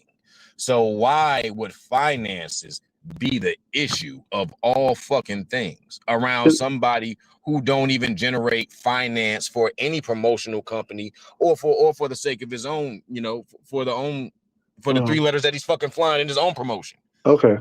Yeah, let's say all that's true, right? Let's say everything. This is an undercard level fight. I mean, sure. Like that. Undercard. It could be freaking amateur fight. It could be, USA boxing fight, whatever you want to call it, right? Let's say it's all that, right? It doesn't mean that, hey, like if you give me a deal that it doesn't mean that if you don't give me a deal I like, I have to sign it. No. If he doesn't like it, he doesn't like it. It's just that plain and simple. He didn't feel like the transparency was enough for him to take a deal like that. That's all it was. It's literally on his face. It's literally on his X account. If you don't believe what I'm saying, just go there and read it. It's literally there. He literally tells when everybody else says something, you don't have to. Just because you give me something, don't mean I have to sign it. That's business, brother. Like, look, I don't know. Because that's the same dumb shit you just said about Boots and Crawford. What about Boots and Crawford? You just said because he offered him a fight and he didn't take it, now he ain't got to fight him. Okay. But here's the difference between Boots and Crawford. Somebody was trying to claim that Crawford will never fight Boots. I said, how can you say that? Because Crawford offered Boots a fight. That's what Crawford said. Dog, what are we talking about? Like, always with everyone else except the collective. If I already offered you a fight, I can't say that. I can't say Rolly will never fight Devin no more. I can't say Rolly will never fight Devin, but I don't expect him to sign a contract. After when they asked Crawford about Boots after his win against Canelo, could you bring up like just that reaction? It's only like 10 seconds when they asked him if he would ever fight Boots, just to see his reaction. After the Canelo fight, the post-fight interview. Yeah, the post-fight interview when they asked Crawford, would he fight Boots? Is he going to fight Boots next? And how quick he said no, with the same tone that Red told Debo that he ain't want no more after Debo knocked his son in the middle of the goddamn street. Was he not fighting Boots? I don't understand what y'all not getting. You also offer Boots a fight. I don't understand what you're not getting to, Stan. Like, I don't understand when Boots turns down fights. People want to just validate. They don't want to validate it. If Boots was a 147 champion, somebody turned 147. You can't say the Boots. Nobody wants to fight Boots. Was gonna fight Boots. Stop it. He challenged the brother. It don't matter if you believe it or not. It happened. It happened, 2 cents. Like this is not like a. They don't even believe that at Johnson Bound Central. Nobody believe that. Yeah, you. 2 cents. 2 cents. Hacker, you be on some bullshit. Brian Norman. Y'all, I can't believe y'all still have this conversation. Y'all said the same thing about Brian Norman. The burden of proof is with everybody else except for the collective. Whenever they say something, whenever they show something, it's to be believed. But when everybody else do it, you don't be believing that. Why is that the case? What are you talking about? The collective, everybody that is against the certain the PBC spokesman. You're against the PBC. PBC is a TV show, Thomas. No. You are with everything that is anti-PBC. This nigga Devin literally been lying to you, like Cam said. Like what he lie about? But it's what he lie about? That what nigga lie about? Everything, damn near. Such as what? Okay, name one thing. What don't he lie about? Like, just name one thing. Like, I don't like he be lying about everything. Like what? Everybody that's affiliated with the collective lies. Wait, don't go too fast. What did he lie about? It's already been verified, dog. We don't need to go bit by bit. But what you do is you sanction everything they say. It's always to be believed because they said it. Bill, this nigga been lying ever since he was out there pimping them hoes, dog. The nigga been lying to them. And he's lying to you. And he's lying to the rest of these people out here that believe the stuff he say. You know this is true because them niggas' moves don't never line up to what they say they gonna do. Thomas smoke, but they ain't never smoke. Thomas, let's have a little dialogue real quick, right? You believe you lied about the offer? We're talking about the offer right now, right? Do you believe you lied about that? Hey, yo, Cam, I'll be right back. You said what now? Do you believe he lied about the reason why he turned down the offer? Is that what you believe? Yeah, I believe that. Hell Okay, yeah. let me ask you a question. Let me ask you Shit just just one told you question. they don't make no numbers. So why would they be? I don't need to explain. I just need to know one question, right? If you believe that, right? He's also the one who told you about the offer anyway, right? So why do you believe that part? Why do you believe that he accepted it in the first place? Yeah, this dude is crazy. No, Hey, I mean really, like, you know why do you what? choose to believe one part, but you don't want to choose to believe Tell the other? me. I'm interested. All right, you know what, I'm Hacker? curious. I'll make something easier for you. I'm super curious why you has choose he one but not done? the other. What has he promised you fans? What has he promised you Haney fans that he's followed through with? Whether it be somebody on the list that he said he was going to face and beat, anything like that. What promise has he made to y'all that we can see and say that he's a man of his word? Yeah, he wanted to beat Brian Norman. He said Brian was on the list, right? That was Nigga, man of that's his word one to me. motherfucking fighter. That's one goddamn fighter. Dude, what do you want me to say? He didn't say give me a number. I'll He give him said that weak name ass one, win. bro. What That's do you low want me to hanging fruit. do? I'll give him that one. I was Yeah, expecting what him do to you want say me to that, do? right? Am I I supposed to was keep gonna on say going? I was gonna exclude But that. But what about give me Keyshawn somebody. Jacobs Give me on the something list? else. What You about said what? Ryan Well, let me Garcia get on the this list? super chat real quick. Like, Let me get the super chat, y'all. Let me get my boy Big Dog Willie with another $5 banger in the super chat. He said, "It's sad that a grown ass man has so much belief in a known cap artist. If you talk to a Haney Code member, you would think Bill Haney is Jesus Christ right there. Definitely, it's sad and pathetic, bro. Grown man just digging the guy that don't even give a fuck about them, bro. Nigga I'm just almost telling the 50 truth. years Like, you guys old, want bro. to hate the brother. I don't know why. Nigga almost It's 50 weird. years old. It's like a weird, Hey, it's a weird Cam. situation. Hey, Cam, what up with you, my guy? I just Blue, came what's straight to going the on? live, but you know, I usually say what's up. What up, Let me everybody get on the hold panel? on, What's Blue. up, Let me get everybody in the Jupe. chat? Let me get Jupe in here because Jupe, she came in before you did real quick, and then you I go was after just saying what's Jupe. up. I got you. Yep. Oh yeah, for sure. I try to be Good quick, looking, bro. y'all. So I want to say this. I think the reason why people question Devin or the Haneys in general is because of their track record, right? Rolly's a lot of things, but one thing I can't really say, we never caught him in a lie. Like, he hasn't gone his way to like I mean, they've lied on Matias, right? Like they even caught a lot when it came to the Shakur situation. Like, they've lied on a lot of people over years of time. I'm not saying that everything they say is a lie, but just like with Ryan, that's why he has the right to say, "Hey, I need you to take that blood test. I need you because you've proven to cheat. So if you're proven to lie, people are going to question it." I don't remember a time where Rolly Rolando Romero, just like blatantly just making up lies about stuff. That's why, right? Because he just doesn't have that track record. And again, like, I get what Haney said. His tweet said they came to me with a list of expenses of $6 million. I make my first dollar after the $6 million is allocated, and on top of that, I split it 50% with Rolando, who hasn't made $2 million in one fight ever. Now, do I know that to be true? I don't know. I think I'm pretty sure he made more than that with Tank, right? Because that fight sold well. But again, Devin is really known for always talking about being in people's pockets and telling you what people made. How would he know? We wouldn't, because you don't work for PBC. Anywho, fine. So what he said here is basic promoter, like that's the job. You finance the event, you make your money after event. I've said this on how many times. If I'm putting on an event with one of you, me and 2 Cent going to business, and we want to make profit, we still have to buy the materials first, and then we make the money after, right? That's when you get a profit, is after you make more money than what you invested in. That makes sense. As a co-promoter, if you can find a way to get those expenses less than $6 million, then hey, tell them how. You do it. Do the legwork. You didn't do it, right? So there's nothing wrong. He's saying, well, I got to split 50% with him. Again, and that's why I like what Rolly said. Rolly said, hey, I'm getting a guarantee. He said, Bill understand how it works. PBC and TGB cover my purse, and DHP is supposed to cover the upfront purse, and then you get. So that's what's supposed to happen. It's supposed to be investment by both of the promoters. And if you don't have the infrastructure, if you don't have the money, then just go ahead and stop coming to the table as a promoter and just say, I'm a fighter. I want you to stop trying to like put your name on everything. Stop trying to play with the big dogs if you ain't a big dog. It's very simple. There's nothing wrong with that. There's nothing wrong with that. That makes sense. And another thing is, like, again, Rolly brought the network. DAZN didn't want to back you. Everyone keeps leaving it out. And like, I have to trust you and blah blah. I have to trust you. Because there's people. PBC has no record of not paying people. They're gonna wait they handle much bigger events. They're gonna rob you. They're gonna rob somebody that'll rob Pacquiao. Like, why would they rob you? You're not that big or important. It's like that would be stealing peanuts. It will cost them more in legal fees to fight you than what they would make off you by stealing from you. It's ridiculous. It reminds me of these guys who are broke and be like, oh, gold diggers, get out of here. You don't have enough money for PBC to steal.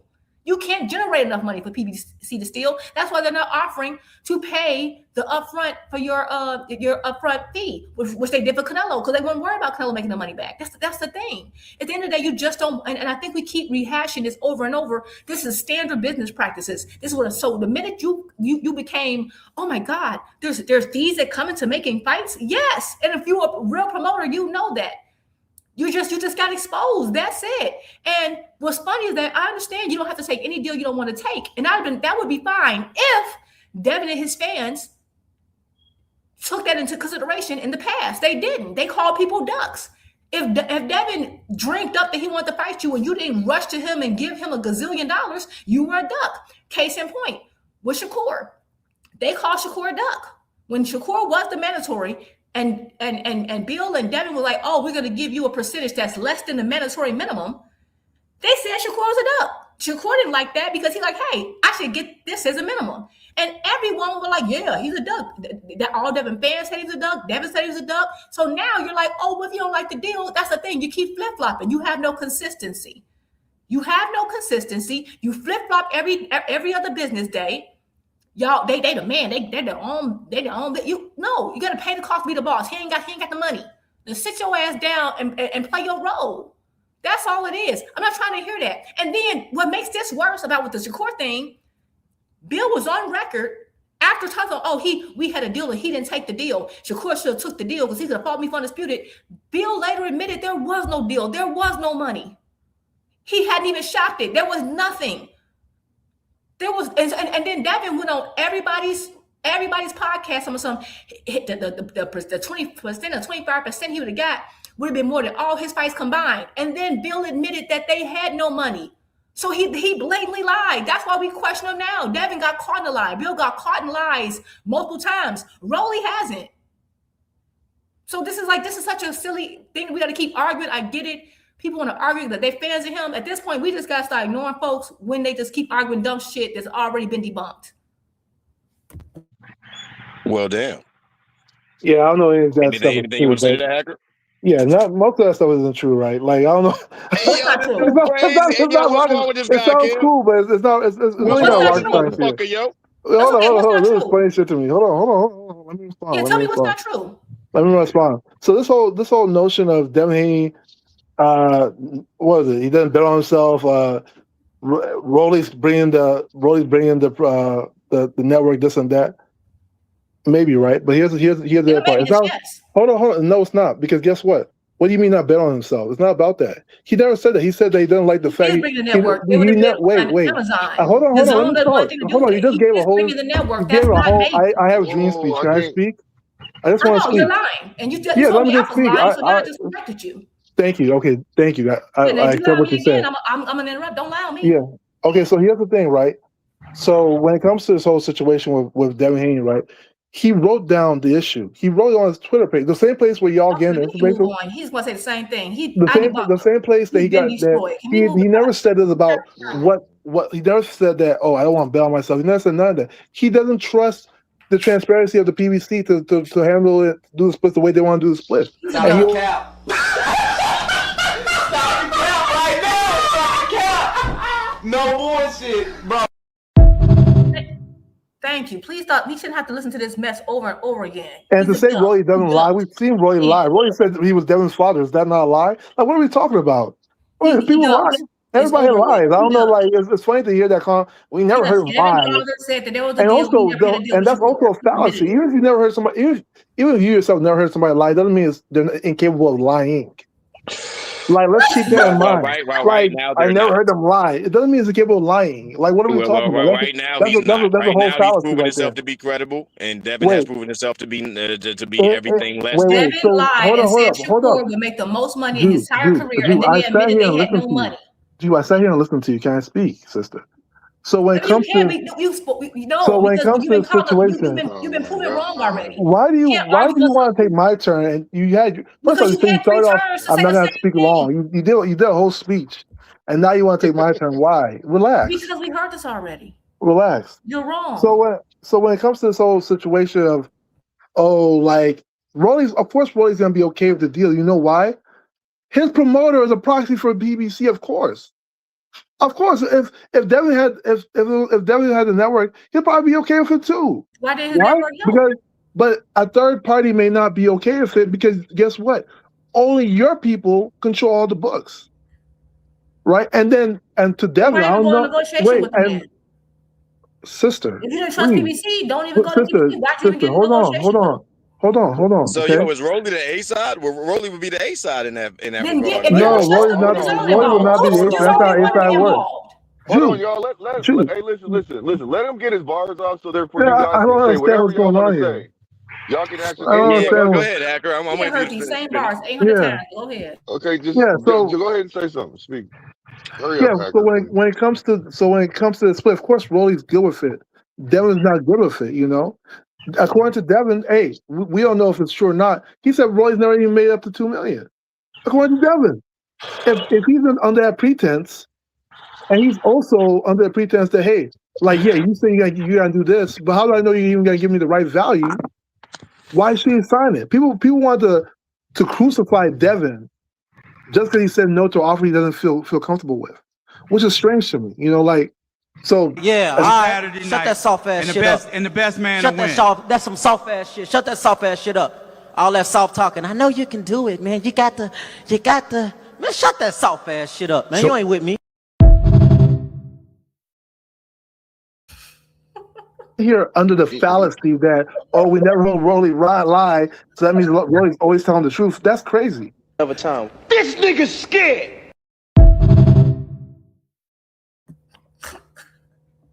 It's crazy. It's crazy that PBC has a reputation for putting on that literally. If you look up the top 10 biggest pay-per-view fights, PBC has put all of them on. PBC has a reputation for doing great business. Right. What do you call it? Inductive reason, right? Putting on much bigger fights. Right. Putting on much bigger fights, right? Much bigger fights at a much bigger magnitude. But hold on. Hey, Jupe. Somehow they fumbled Devin Haney. Somehow they handed Haney the wrong number. That's who you want to rob. Them niggas, hey, look. Them niggas paid for, you know how many times, how many people Floyd fought that got the Floyd's opponents? Floyd's actually suing Showtime. And he's implicating PBC. What are you talking about? I say Showtime and implicating PBC. What are you talking about? Let me finish. Which is true. Hacker, I've and implicating. You understand what implicating? Hacker, I've asked for you to cook. Let me say this. Let's rob the thousandaire in Devin. Let's wait till the guy with the least amount of earning potential comes and rob him. Not Manny. This is the same promotion. This is the same company. This is the same company that paid multiple of Floyd Mayweather's opponents their biggest paydays that they ever got. Yeah. Many of fighters, the biggest paydays that they ever got, and the business has always been good. There's been no fumbling. Nobody has ever complained. Covering up for him ducking. Wait, hold on. Let me watch this. Watch this. Okay, let's say you're right. Wait. Okay. This when it was anybody else. Oh Remember my God. said that Hold on. Let me start the press. Hold on, Drew. Hold on.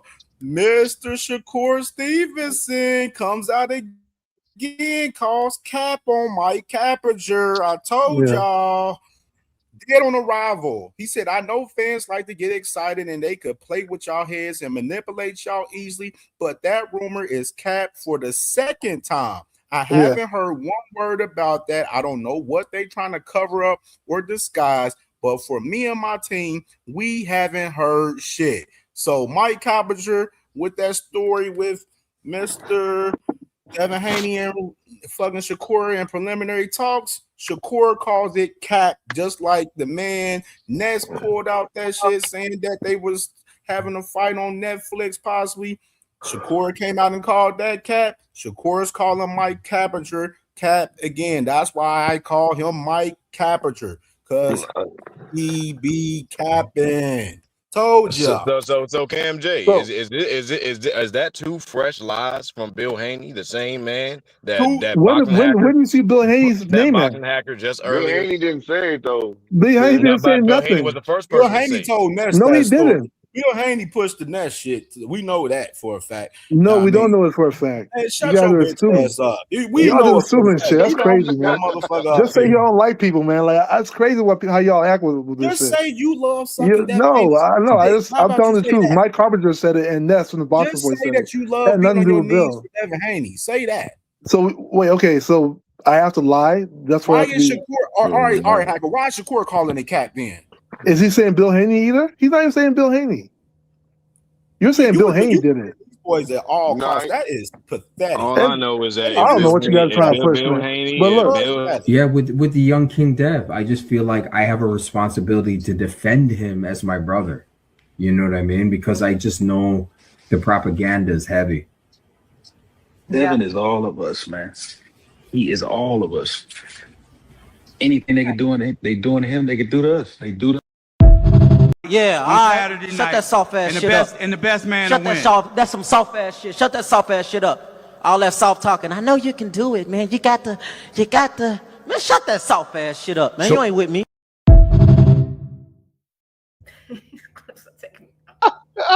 so we got to lie on Devin Bates. We got to lie on Bill Haney for me. hey, Bill Haney. I mean, that's That's crazy crazy. to me, Like bro. Bill and Devin can lie on people for years, and then, but Do you there's a hold on, Hacker? You see what Shakur said? He said, I know fans like to get excited and they could play with y'all heads and manipulate. You let Bill Haney manipulate your mind. That's why you be on your knees for him and Devin every day, and it's sickening. It's really Bro, sickening. I'm not gonna lie. I'm not gonna lie on Bill somebody. Haney told I don't Dude, know you guys what are they strange. trying I'm to not gonna lie cover on somebody up or for no reason, bro. disguise. Hold on. Can you read this, CamJ? Because this deep right here.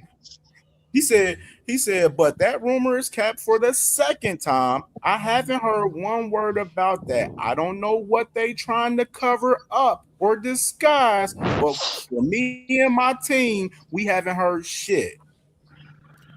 And let me get this $2 super chat from Bill Haney said it. Trey Skills said, has I just Bill think it's so refuted crazy. what Ness put out? Bill hasn't refuted what Ness put out. It doesn't mean that he said it. It doesn't mean that he said it. So Nobody now said he said Like, it. what are we talking about? You don't take a deal that Devin wants you to take. You're ducking.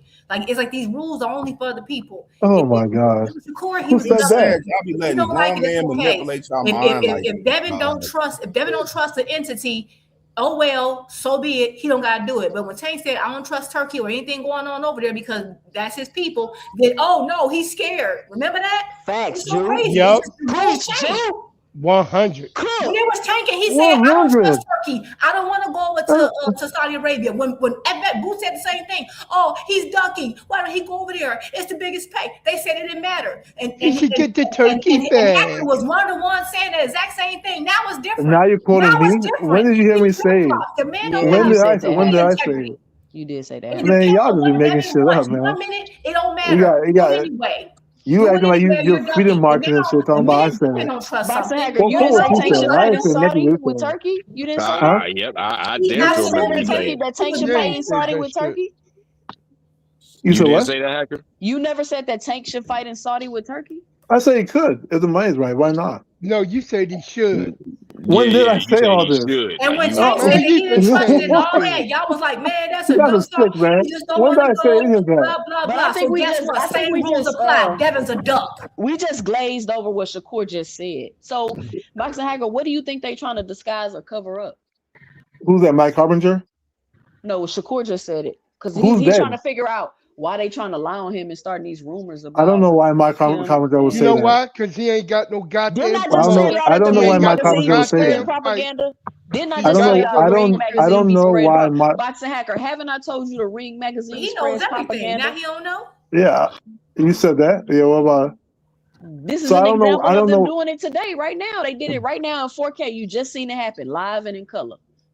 Like I said, I don't know why Mike Carpenter is saying all And an that. I couldn't actual tell you. liar. An actual liar has Bend called the him So out for here's the lying. reality. So here's the reality of things, right? Like, I can't say why he's doing that. Just to be transparent. I don't know. Like, it could be a lie. It could be that he was mistold. Look, hold on. Echo, wipe your face. Listen. All Yeah. these boxers, all these damn promoters, all of them goddamn lie. They do what they gotta do. We're not gonna do that, Blue Hustle, man. We're not doing No, that. we are. We're not gonna But do that, at the same Boston. We got time, blame Devin only and Bill Haney. hold on. Every time So somebody all does it, lives I'll matter do in it. topics. This All ain't lives the matter. case right here, though, Blue. Everybody does Hold it. on. Nah, take No, accountability. I ain't I'm getting out of not this with no done. all lives matter. No. I'm not done. What I was saying is this. Some motherfuckers lie more than others. Stop making it seem like when people lie, it's okay, and it's not okay for certain things. You gotta We hold motherfuckers focusing accountable. on Bill So and hold on. Devin Haney. So boxing hacker, the nigga fucking lied, bro. You gotta just go with the flow. Who? You talking about Mike Harminger? Bro. He lied, man. Mike Harminger lied. Okay, Mike Harminger lied. What do you want me to do about let that? it go. Why? But you keep on going back and forth about something. You asked me, do I know why he lied? I don't know why. What do you want me to say? You want me to make it up? Okay, but no, accept it. It said that he lied, right? So Shakur claimed that he's lying, right? I don't know why he said it. I just said that. What do you want me to do? What do you want me to do after that? Yeah, he probably said it because he lying, Boxer. Yeah, no, I want to know, Blessman. What do you want me to do after that? So let me understand what your claim I should do. What I'm saying is, what you should do is say, okay, they goddamn lie. Just if you could just say, who's hey, man, they? I'm not Mike going to defend him Harminger, no right? more. That's one person. No, the whole point was Devin, bro. The whole do you feel point was like Devin Haney is has? lying. The whole point was Devin where do is you see lying, Devin at? and you're Hold on. Okay. No, stop. Now you're lying, right? You're lying because where did Devin say it? About? Where did Devin say anything that Mike Harminger said? When I came on here, they was getting on your head about Devin lying. Am I right or wrong? Yeah, but what did Devin got to do with the situation? So no, listen to what I'm saying. Devin lies, bro, and you want to defend him instead of just saying, man, I can't defend him. He lied about what? Shakur and the money he would make? About Shakur and the money that he would. Yeah, they said Shakur would make $8 million fighting him. Yup, and then they lied. A lot of money. How do you know he lied about that? I'm gonna tell you why. He lied. Why we know he Sure, lied? go ahead. Let me answer. We know he lied because Bill later admitted that he hadn't even shopped the fight to know what kind of money he could get for it. He didn't have any money. He tried to get Shakur to sign for 25%. Didn't even know it was 25% of zero. He had nothing. He admitted it. So he lied, right? Damn. No. He didn't lie. We done. Just let it go. Wait, hold on. You asked me. I asked you what Devin lied about. Now you telling Bill what Bill said. I said Devin. Right? I said Devin. Devin said something, right? Devin said that Shakur would make the most money he ever made in his career, and then it was admitted. It was admitted that DHP had not even shopped the fight. They had no network. They had no money. Okay. I hear you. So again, wait. I hear you. One second. Okay. What did Devin lie about? You just because he said he would make the most money and they didn't have any money to give him. I say something that's incorrect, right? Knowingly, right? How do you know? So wait. We do know that. What do we know about this fight? Hold on. What do we know about this fight? You came hold on. You can't make the man lie. Yeah, you just like talking. What do we know about this fight? As far as this fight goes, Devin Haney versus Shakur Stevenson is bigger than any fight that Shakur Stevenson has had up to that point. Keep that in mind. So, is this the biggest fight of Shakur's career? If he fights Devin, one of the most accomplished people in his career? It would not have been more money than he's ever made in his career combined. No, it would not have. Because they had you don't know that. $0. Wait. To be fair, you don't even know that. Yes, I do know that because guess what?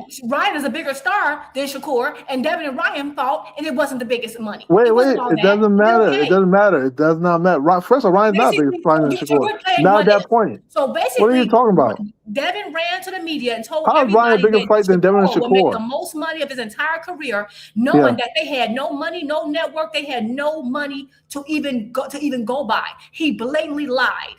For months, day after day, on every platform. They had no money to give Wait. So you're going too fast again. I know. We do know that fight's a huge fight. We do know that fight's a huge fight. We do know people will bid it for that fight. And there is a good possibility it will be the biggest fight of both their careers. It is a possibility that it will be more than that. So what are you talking about? 25% of what? It was 25% of what, Hacker? 25% of what? He was offering 25%. 25% of what number? Boxer Hacker, just because there was a possibility, he lied. You can't claim it's a lie if you don't know what the actual number is. Because he made it seem as though they already had everything in place, Boxing Hacker. He No, said that's you assuming. That's you assuming. Guess what? Boxing works off projections. Can you close your mouth and open your ears? Wait. Boxing works off projections. Shakur would have made $8 million. million. Now work off projections. The same projections that Devin don't want to do because he don't want to belt himself. Yeah, but you can't. So here's the reality of things. If you want to debate me whether he lied or not, you can't prove it, right? Because it was a projection. It ends the argument right there. It literally ends the argument right there. You can't prove it without the actual value. Wait, hey, guess what? We don't know. We don't know. But guess what? That doesn't mean because there was no money. Because just because we don't know doesn't mean it falls to the other side. It was 25% of Boxing Hacker. He said Shakur was gonna make $8 million. That's a lie. How do you know that? He had no money. How do you know that? Because he didn't have the money. He had not shopped. He has no money. He had no network. He had no backing. It's over with you. He's not gonna be honest. Wait. This is hilarious. This is hilarious. It's not hilarious. It's a fact. It's hilarious. No, what you're saying is not. Even the boxing voice was like, "Come on, Bill. Why would you do that?" Listen, I'm offering you a fight. I'm saying this is gonna be a bigger fight of your career. He lied. He said he would make the most money of all his purses combined. Sure. He lied. It's he possible. didn't have a network. He had no money. Sure. They yeah, lied. because they won't work. You have to have both of you have to agree. Wait. Someone who Matias never met. Hold on. Both fighters still have to agree before they even go further, right? No, they do not. No. You have to have something to come forward with. He had nothing to come forward with. He had no network. He had no one. He had nothing. So the zone wasn't gonna wait. The zone wasn't gonna. The zone would never pick up that fight. Is that what you're saying? You trying to say the zone? Wait, hold on. Are you saying the zone won't pick up that fight? What? The zone wasn't gonna pick up that fight. How do we know? Evidently no, because he had nothing. Why did he have nobody pick up the fight? Wait, no. Evidently you don't know. Like saying you're claiming something. You're trying to proclaim something that you can't prove. He didn't have a deal for Shakur to sign. He had no deal. He lied. Because the initial thing they were offering, he said no to. They lied. The initial thing they were trying to offer him, he said no to. What are you talking about? He had no network. He had no money. All we do know is that would have been the biggest fight of Shakur's career with the most amount of belts and the biggest fight. What are you talking about? At that point, Shakur would have, should have. At that point, Shakur wasn't even fighting on pay-per-view. Wait. You realize? Rolly came to Devin. Rolly had a network. They had the finance and they had everything in play. Hey, this was this is what that. Yeah. The Haney's did not have any of that. The Haney's didn't have a fraction of what Rolly had. And he admitted it in 4K. Wait, hold on. Let me get this $2 banger. $2 banger from Big Dog Willie. He said, like I said, a grown ass man. First off, you can't prove it's a lie. Oh yeah. I ain't gonna lie, I'm getting cooked. Flame Broil said he had a deal and didn't have nothing. For you to claim what you're saying is a lie, he would have to say that. Hold on. Hold on. You can't prove he's lying. 25% of zero. You're trying to create this whole false binary. You can't do it. Like, what are you talking about? You can't create no false binary. Just because you can't prove doesn't mean that he's lying. You know that. And all his fights combined is if you know a number and you have a preliminary number. He had no preliminary numbers. He never said none of that. What are you talking about? He said, look, he did. He said he offered him 25%. That's what it was. He offered him 25%. Bro, offered him 25%. You've already flame bro. What are you talking about? He offered him 25%. The reality is that you can't claim somebody's lying without actual value to you. That's just the reality of it. What are you? This is not a false binary, right? Like, what are you talking about? He had no like you create this whole false dilemma. Like, hey, hacker, if you don't have it, you're lying. No, that's not how that works. I got $0 in my pocket. And I don't have no. That's not how that works. Yeah, you can't do that. Make this with me. You create a whole fallacy out of this shit. Like that's not how that works, dude. Like you have, like, how do you know? You don't know because he said it. Yeah, he said that. He said he hadn't shopped it. He had no network. So that means lying. It doesn't mean lying. Yes, it is. How? Okay. Let's do the math. Let's do the math. Hold on. Jude, let's do the math. You want to do the math? Let's do the math. Okay. How much did Shakur make in his whole career? Shakur, how much did Jude, how much did he make his whole career? Okay, let's do. He had 0% of the money. He had no money. Okay. Hold on. You don't know. I'm not listening to you don't know if you have projections. You can't say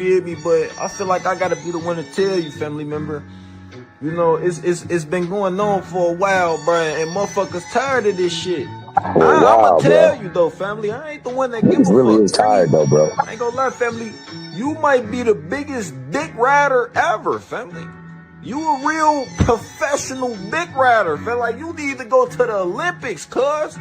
You be riding the fuck out that bike, man. The Olympics, Get off that cuz. motherfucker, man. It ain't getting you no money, cuz. Stop dick riding, family member. Go get your own motion, your The own Olympics. shit, man. Go to the Olympics. My life, my life, my life, my life.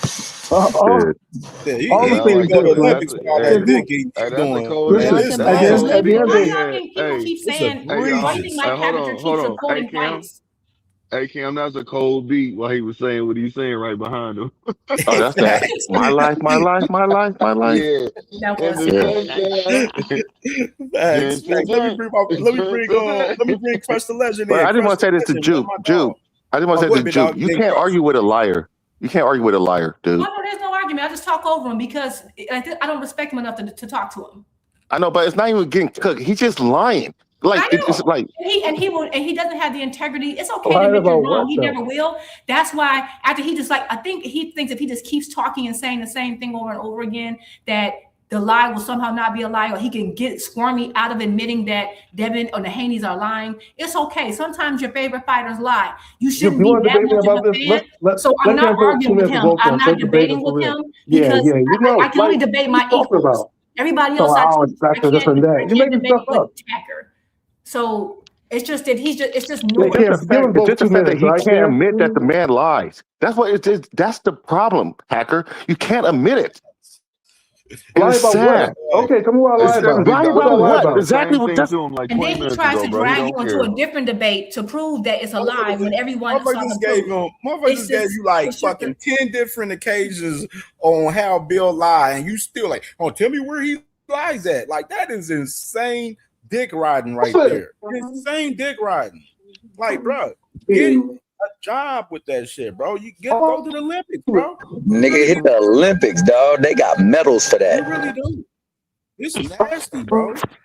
Hey, Hacker. Nasty work. Okay, nasty work. How much does Shakur make his whole career? How much is wait? You want to prove it, right? Dude, how much does Shakur make his whole career? Please tell us. How much does he make? How do y'all think? How does he make?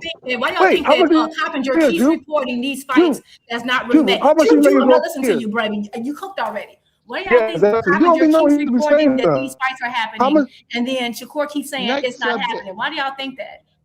Because what I got to do with Dylan Devin? What's that with Dylan Devin, right? That's my Coppinger. My Coppinger, Dylan Devin. What the hell? Baby, we off you. Anyway, so I'm wondering, but okay, so my thing is this: if Coppinger keeps reporting these fights are made, isn't this the second? What was the other fight that he reported that Shakur said was a lie? Because now if first is Haney and wasn't it somebody else? A whole bunch of it. Every time he opened his mouth, it's a fucking lie. I'm talking about the fight that Rolly Romero, Rolly. The motherfuckers lied about that shit. No, because Shakur said this is for the second time that Coppinger reported something. Oh, because he said, because what's the name said last week? That shit, yeah. Ness said last week. Oh, Ness said last week that it was him and who? And Devin, yeah, Shakur and Devin was supposed to fight. That same fight. It was the same fight. It was the same thing. The same thing. On Netflix. Because they get from Bill Haney. They get from Bill Haney. They get from Bill Haney. I never heard Bill Haney say anything. They get from Bill Haney. Motherfucker, man. What are you talking about? Hey, why are you touching right now? He's salty, y'all. He's salty. Look at him. I'm not salty, man. Hey, it's funny. It's weird. It's some weird shit. Hey, Cam. Cam, they ain't never heard Bill Haney saying none of that as Bill Haney. This is a turkey thing. Maybe he said it. How you gonna accuse a man? You ain't never seen a man say nothing. So yeah, all right. Shut that soft ass shit up. And the best man to win. That's some soft ass shit. Shut that soft ass shit up. All that soft talking. I know you can do it, man. You got the. Man, shut that soft ass shit up, man. You ain't with me.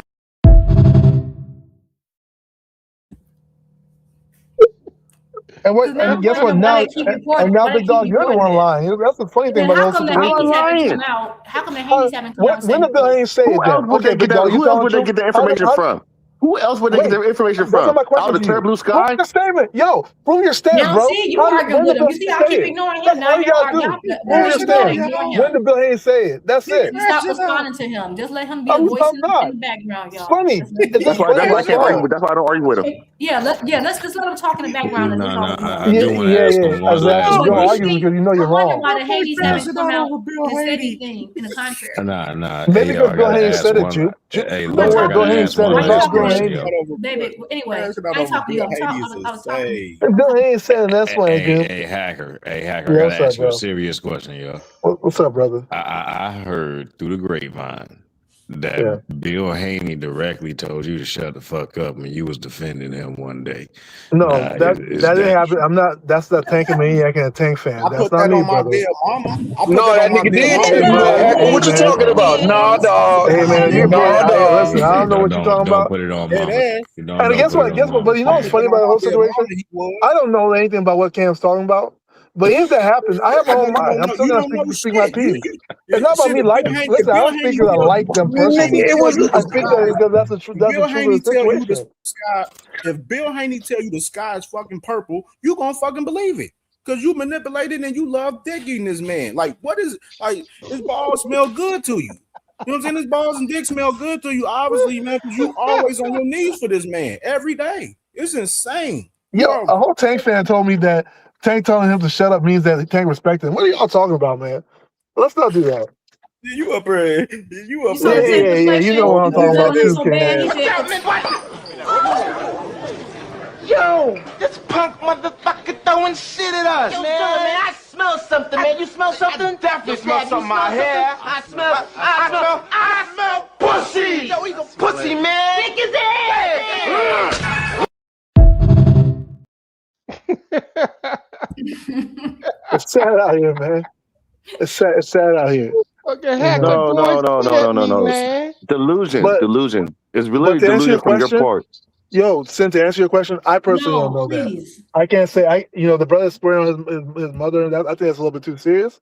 But I can't personally validate that. I don't remember anything like that happening. And if it did, I'm a person who speaks my mind, brother. It's not about whether Bill It's not Haney likes speaking your this mind, person. though. You're not speaking. You're speaking Bill Haney's mind. Dude, from what are Bill's you? Dude, see, like now you're lying on me. I speak my mind, brother. What man? What are you talking about? Like, you're such a weirdo, big dog. Like, what are you talking about? So I speak my mind. I speak Dude, my mind you're all the worshiping time. a It's not about man Bill who Haney. lies all the time. You're worshiping this dude. Guess You what? say he never lies. The one fight that I didn't like from Devin Haney You was say he Ryan never Garcia. lied. Wait. The one fight that I didn't like from Devin Haney was the Ryan amazing Garcia that you fight. I say always that. said that I didn't like it. I Even know before you they fought. didn't. I didn't You like the lose a fight lot they of were sleep fighting each over other. that shit. I thought it was a useless fight because Devin was going for belts. So for you to see, Now it's a useless fight. yeah, it was Now useless. it's Yeah, Devin was going for belts. You just became undisputed. I think you should go. Do you And think just be Devin took it Regis. too far? Hey, do you think Bill took it too far when he said he's coming for a kill and they coming to kill Ryan Garcia? You think Bill took it too far, or you was okay with that level of trash talk? That level of trash talk, Wilder did the same thing. I don't really care about that. I started to think that's like a trained answer because I've noticed anytime you say, hey, Wilder did the same thing. Wilder said that he was going to kill a couple people, right? So No, he didn't say that. He said he want to catch a body in the ring. He didn't say he want to kill anybody in particular. What's that? Catch a body means what? Catch it like a football? Like, what are you talking about? That's You know what type of body he want to catch? The type of body like Ryan almost caught. Yeah. So he can say what you want. I don't think the fight was fair. But guess what? When Devin first lost initially, I admitted that the brother. I don't want to talk about Devin Haney no more. Yeah, let's move on. I'm tired of this. Basically, Oh yeah. I ain't gonna lie, I'm getting cooked.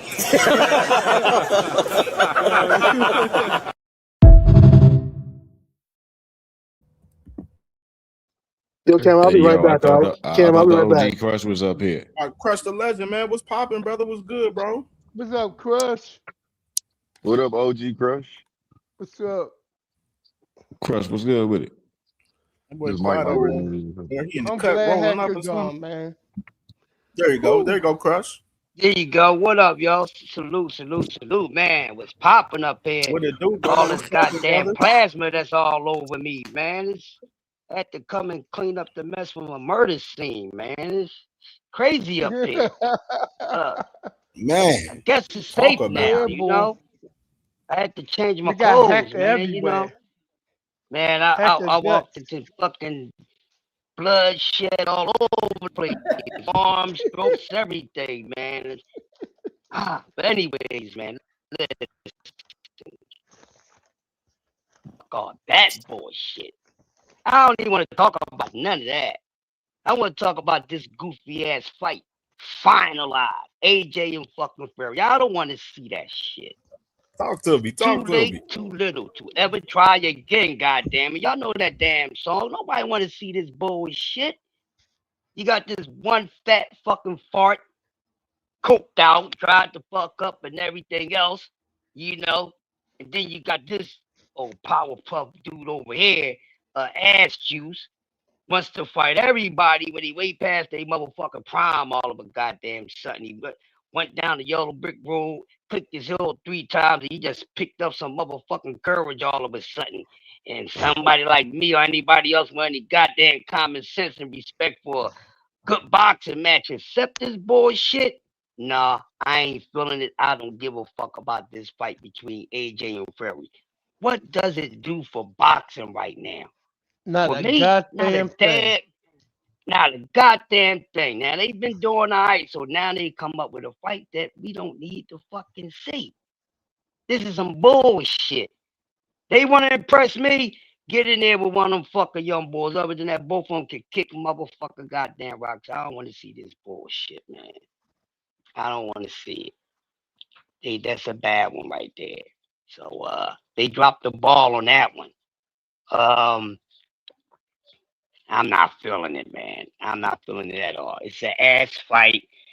Fighters over there, they like it. Me, no, I'm not with it.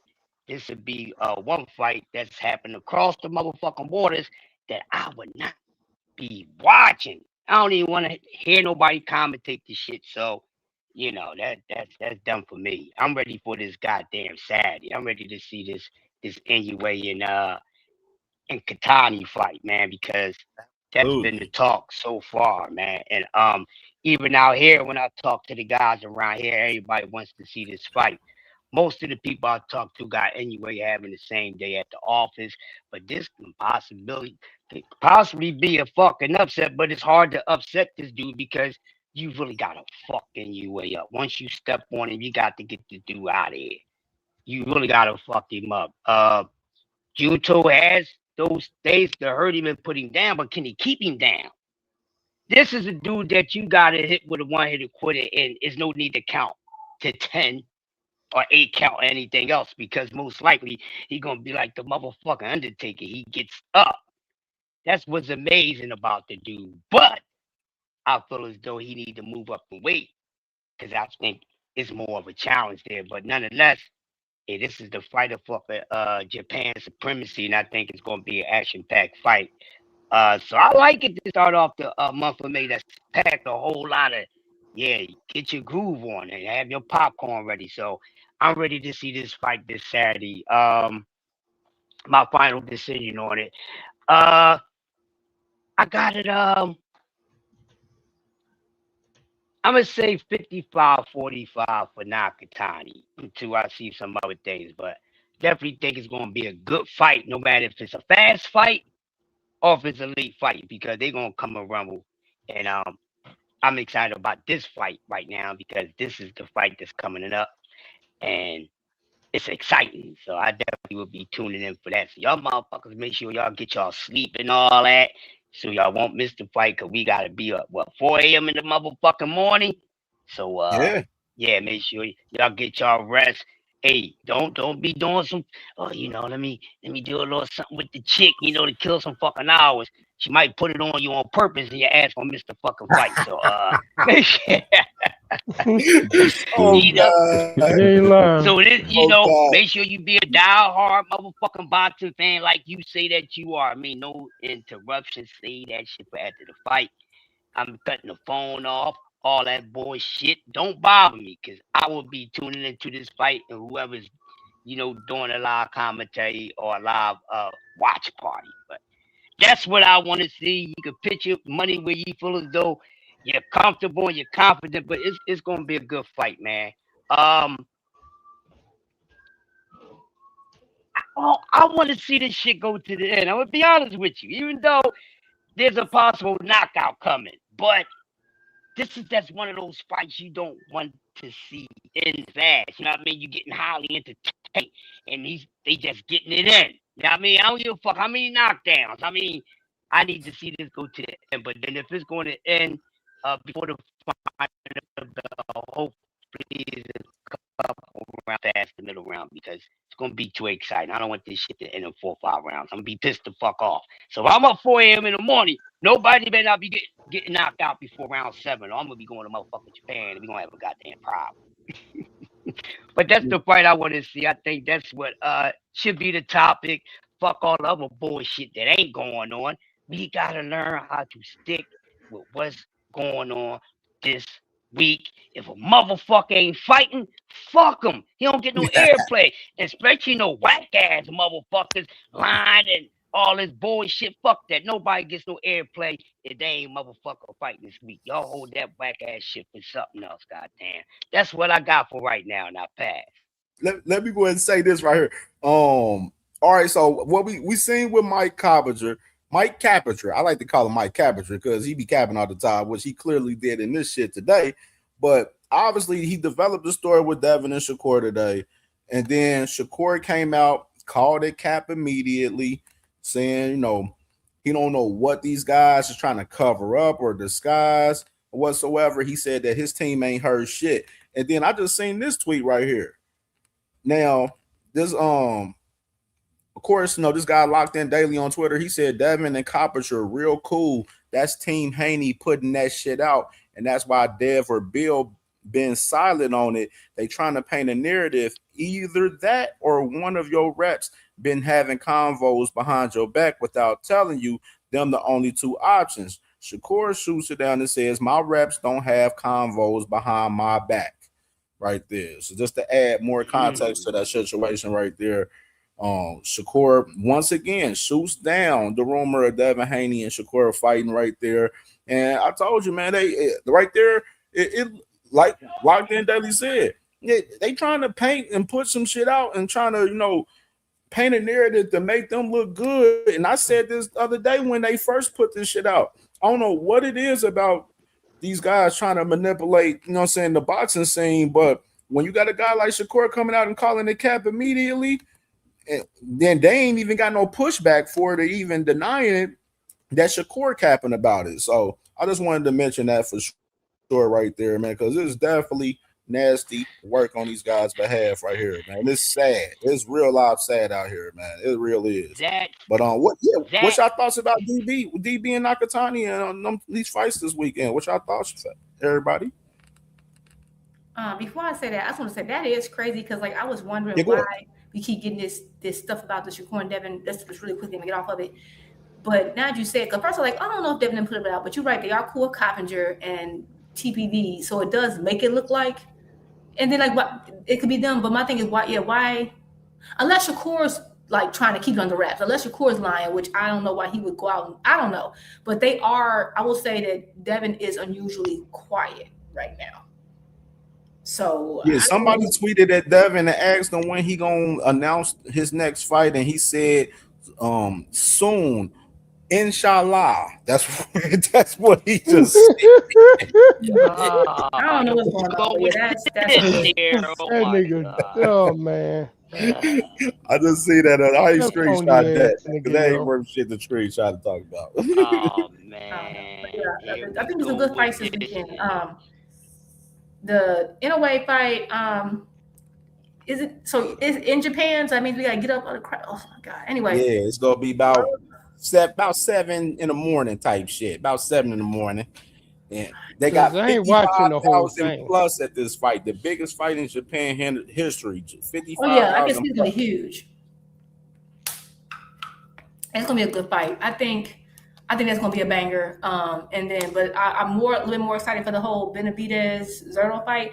Just because I think I told you yesterday, I'm a little nervous with Benavidez with this fight. Am I tripping? I ain't surprised too. He's going up 200, going up 25 pounds to face Zerto. I think he's crazy for it too. It's crazy. I'm a little nervous. I'm not saying I know Benavidez a dog. I'm not saying I know he's skilled. It's just that that's a big motherfucker. He's huge. I'm saying I don't know. I don't think it's gonna be a cakewalk. That's a big ass punching bag. Man, hey, lying. Stevie Wonder said, "Don't you worry about a thing." You know what I'm saying? Don't worry about a thing. He be all right. He be all right. Why? You gonna be like, yeah, he wasn't. Yeah, he gonna. Man, Zerto ain't all that goddamn good. He just big. Yeah, I think. What has he done lately? Yeah, I think David's definitely the better fighter of the two. But I mean, size does matter, and I'm just thinking, you know, I'm looking at David. David's a good fighter, got great volume puncher. I think his defense has gotten better. I think he's gotten better in so many different ways. But that defense needs to be on point. Just because that's a big jump up. You haven't taken a punch from someone that large, and Zerto has taken those type of punches. That's all you know what I'm saying? And then like Benavidez got some pop. We know he got pop, but he ain't got that. Like he wasn't really knocking everybody out at 175. So now you're going to cruiser. It's like, I don't know. I'm just wondering how he's going to take Zerto's punches.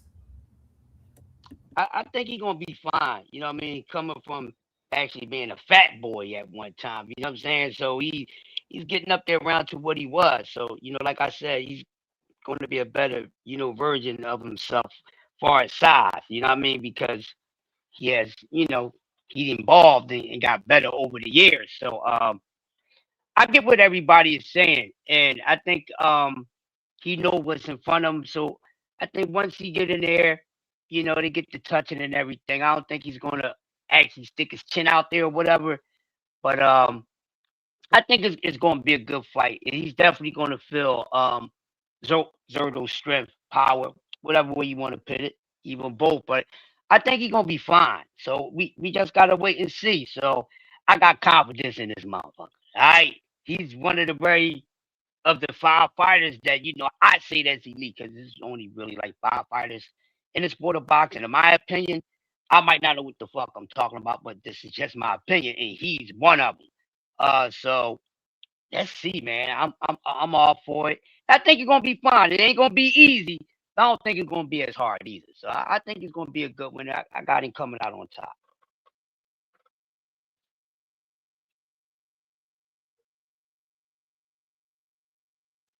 Yeah, Blue. What you think about this fight, Blue?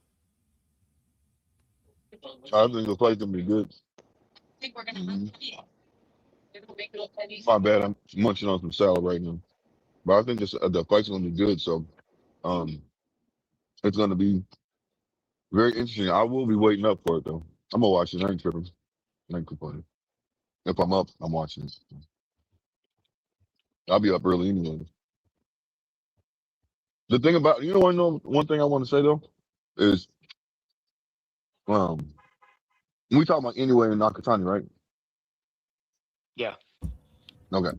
So one thing I will say is this: I think that like I wanted to see him tested, so I hope this is a fight that he's actually getting tested. That's what I want to say, and I'm talking about anyway.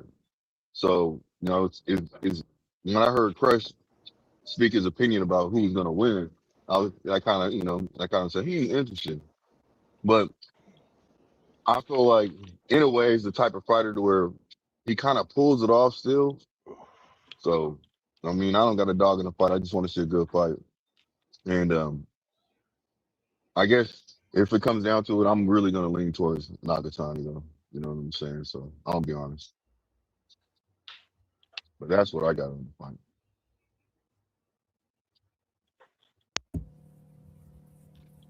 Yeah, it's been crazy, boy. It's been a lot of breaking news today, man. This shit been up today, man. I ain't gonna lie, it's been up today.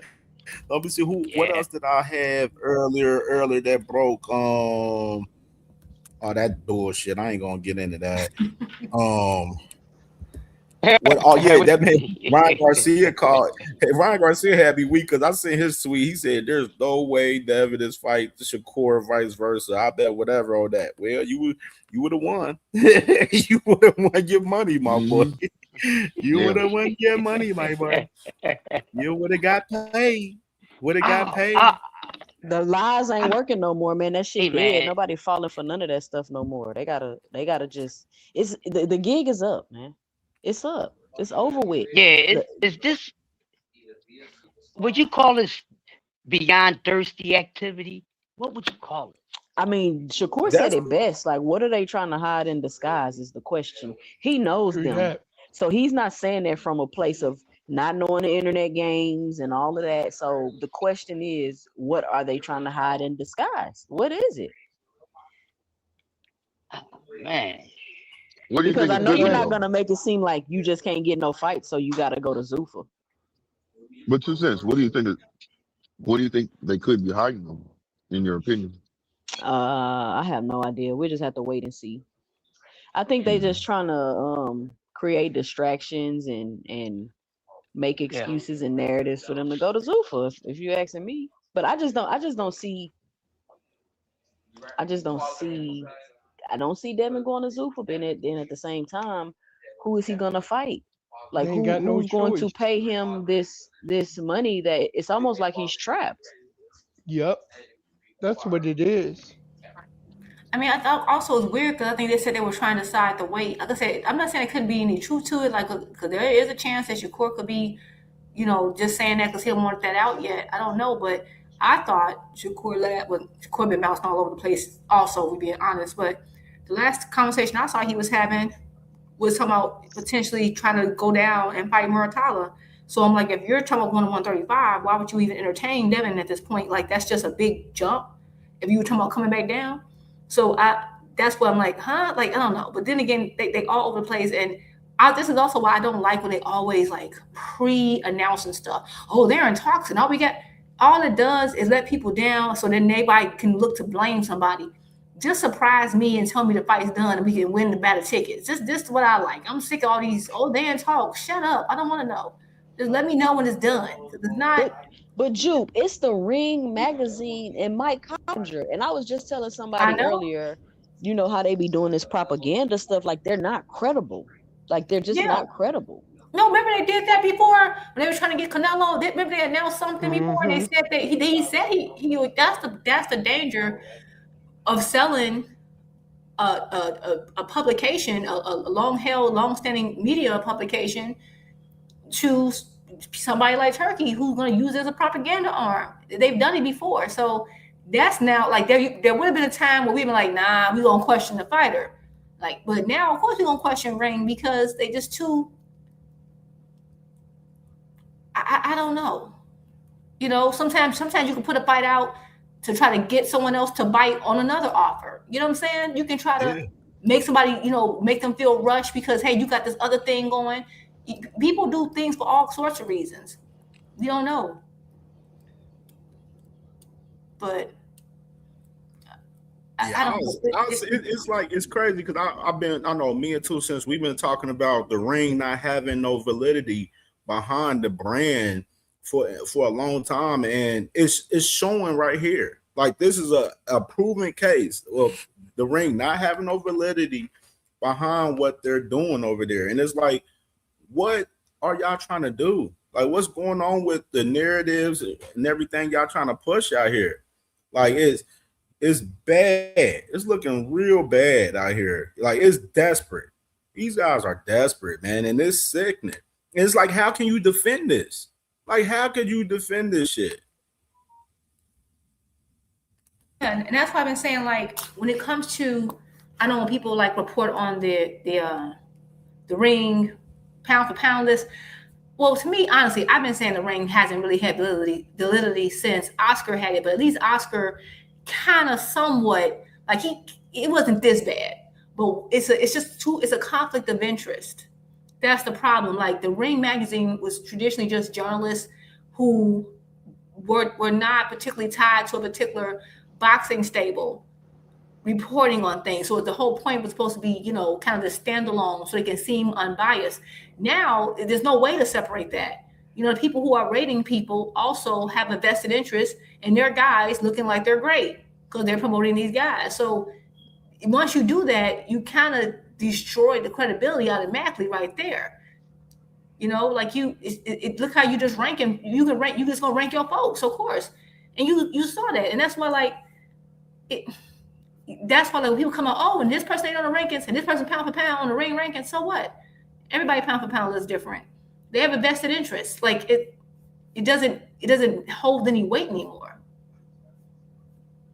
And they can be completely telling the truth, but we're gonna doubt it now because of what they did.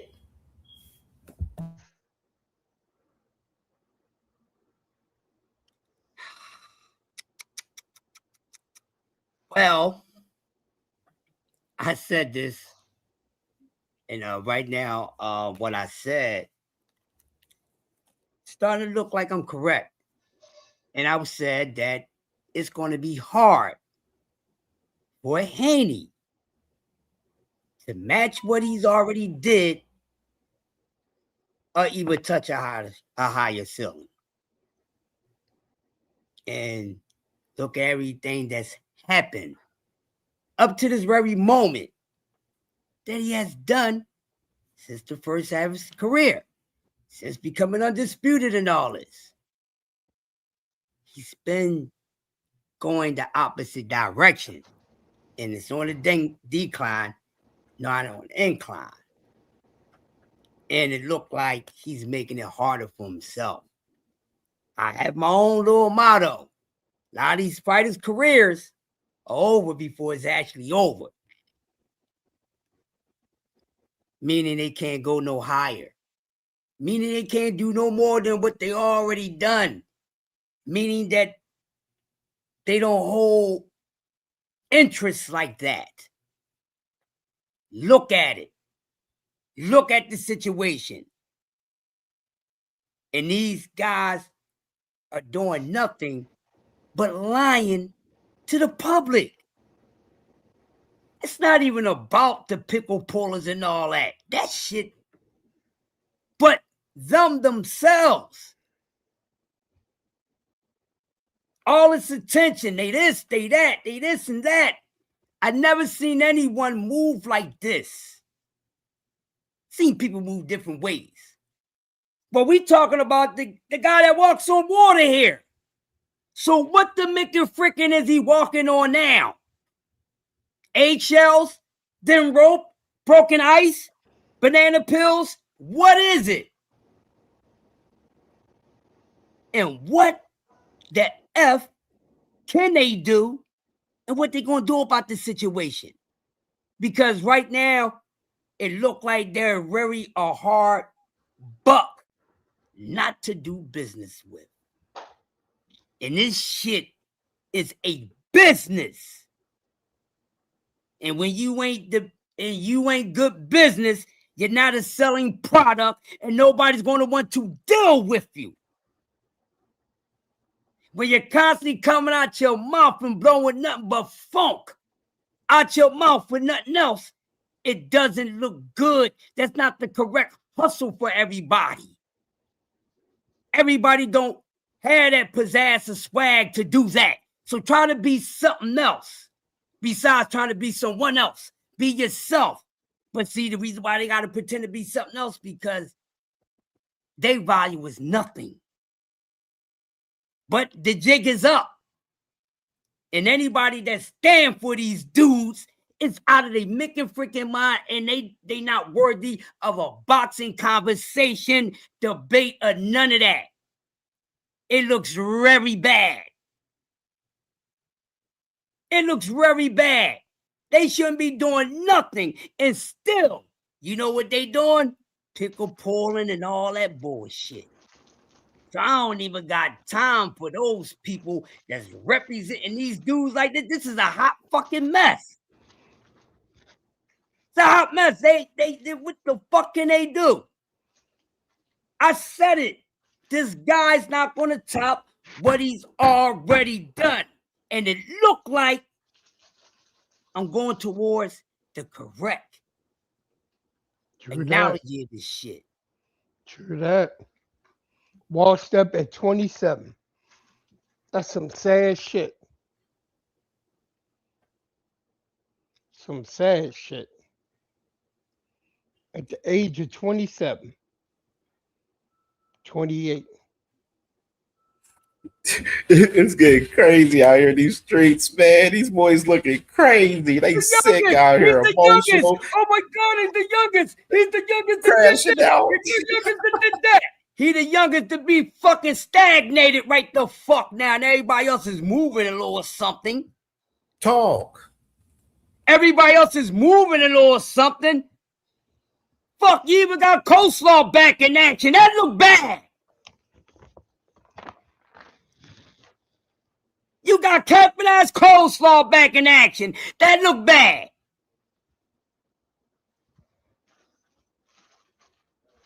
The whole Ohio place is about to set it off next month. And the reason why they coming up with this bullshit because they need to stay relevant. But they want to be irrelevant for the wrong fucking reasons. So they hustling backwards. They don't know how to get at the money. They fucked it up. Fuck that bag up. Fuck the bag up. And where's the backup bag? Y'all know where I'm going at next. Where's the backup bag? DHP Promotions. Can we talk about this? Can somebody help me out? Because I don't know shit about boxing. I thought they had their own promotion company. I thought they put on fights. I thought they was the shit. They Mr. Independent. Mr. Independent out this motherfucker without a goddamn job. Worse than Craig. Oh, matter of fact, he's supposed to be Debo.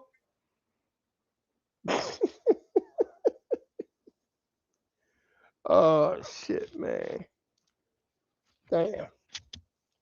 Y'all motherfuckers done wore out your weapon with, wore out your welcome with every motherfucking promotional company in the boxing game. Was over there kissing Turkey ass so bad, he don't even want them to kiss his ass no more. That's some sad shit.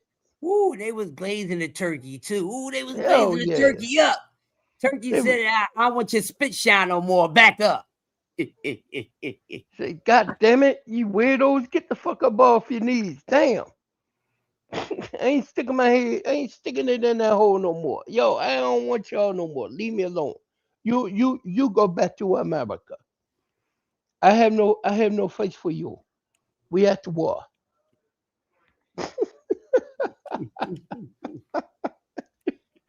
Oh shit. Turkey said, I no fuck with them no more. They made me fall asleep. That nigga was ringside at that fucking Brian Norman fight. Knocked the fuck out. I mean, knocked the fuck out. He was out. He was gone. I was man like, was snoring. Look at Turkey catching Z's on the Devin Haney fight. That shit. But he was woke for motherfucking Abdullah Mason fight. He was like, yeah. He was all in that Abdullah Mason fight. All in that motherfucking David Benavidez fight. Matter of fact, every fight he was into, except for Devin's. He was like, oh man, this fight, he fucking Tom and Jerry. What'd he say? No more of this Tom and Jerry shit? And y'all thought they thought Turkey weren't being serious about that shit? Turkey like, man, no more Tom and Jerry shit. I don't want to see no more of this shit. Then they out there in the cold. They on the one lifeline that came their way. All they had to do was shut the fuck up, sign on the dotted line, and take that back end money. No, I want the guarantee. No, motherfucker. Back end money, you gotta promote this shit. You gotta help with this shit. No, we're a promotional company. All right, how could you have to put up?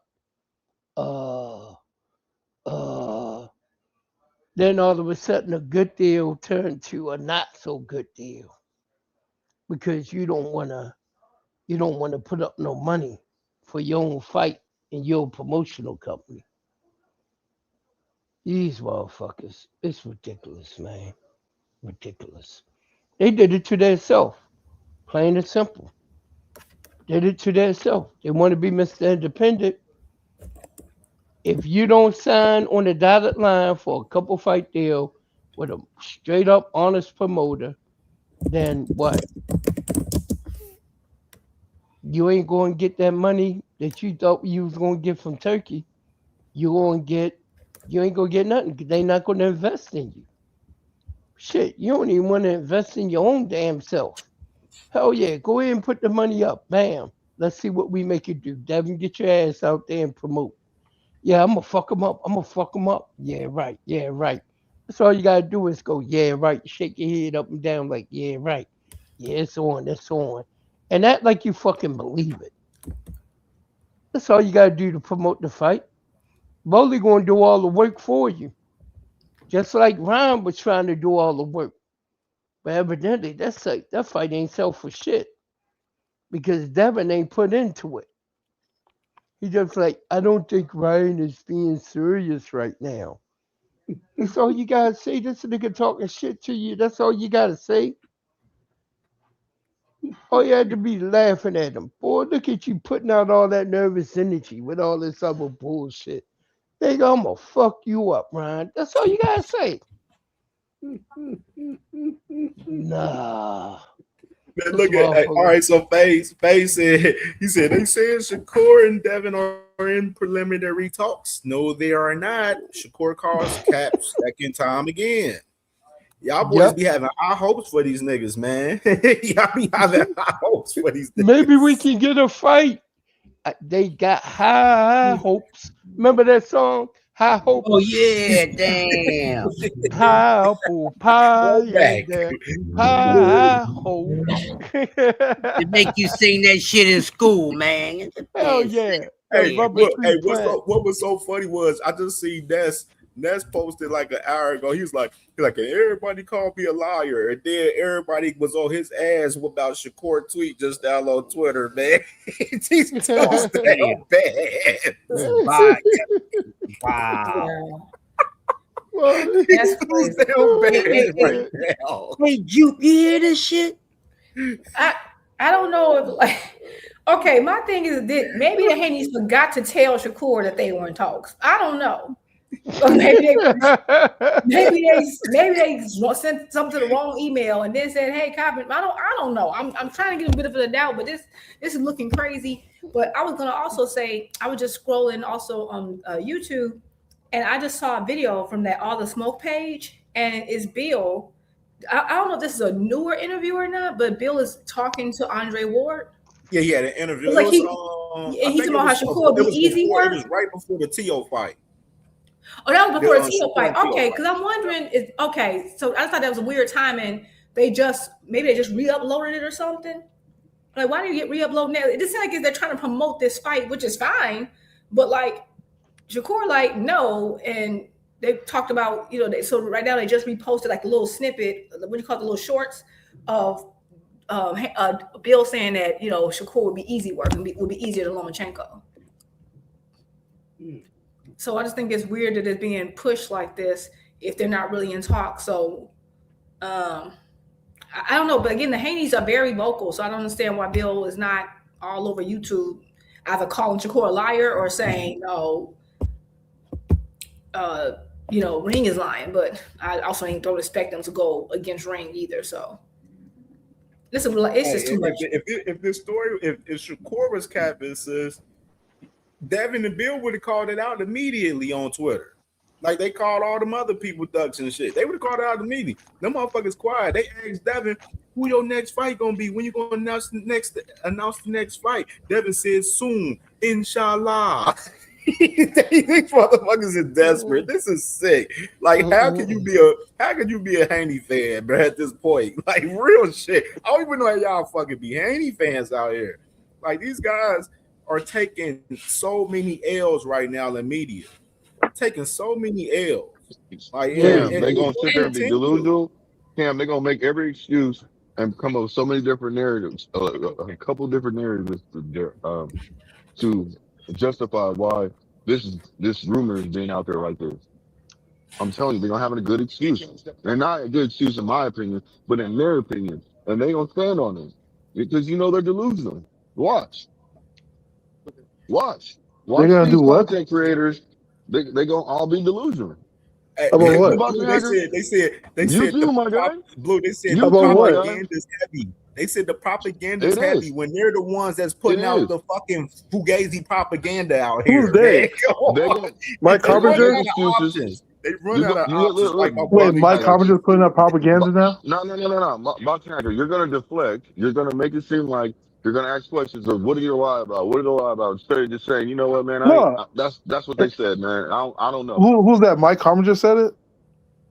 See what I'm saying? That's my prime example right there. I mean, that's who said it. What do you want me to say? What are you gonna say about? What are you gonna say about Devin and them not coming out debunking this? Or saying, it doesn't mean that they said it though. Okay, let's put two things out there. No. Wait, yeah. Okay, Devin and his team should Devin and his team should either come out and say, look,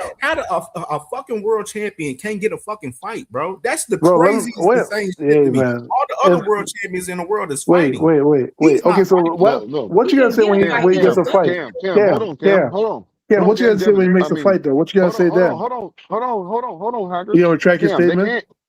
Hold on, Cam. They can get a fight. They're just turning down fights.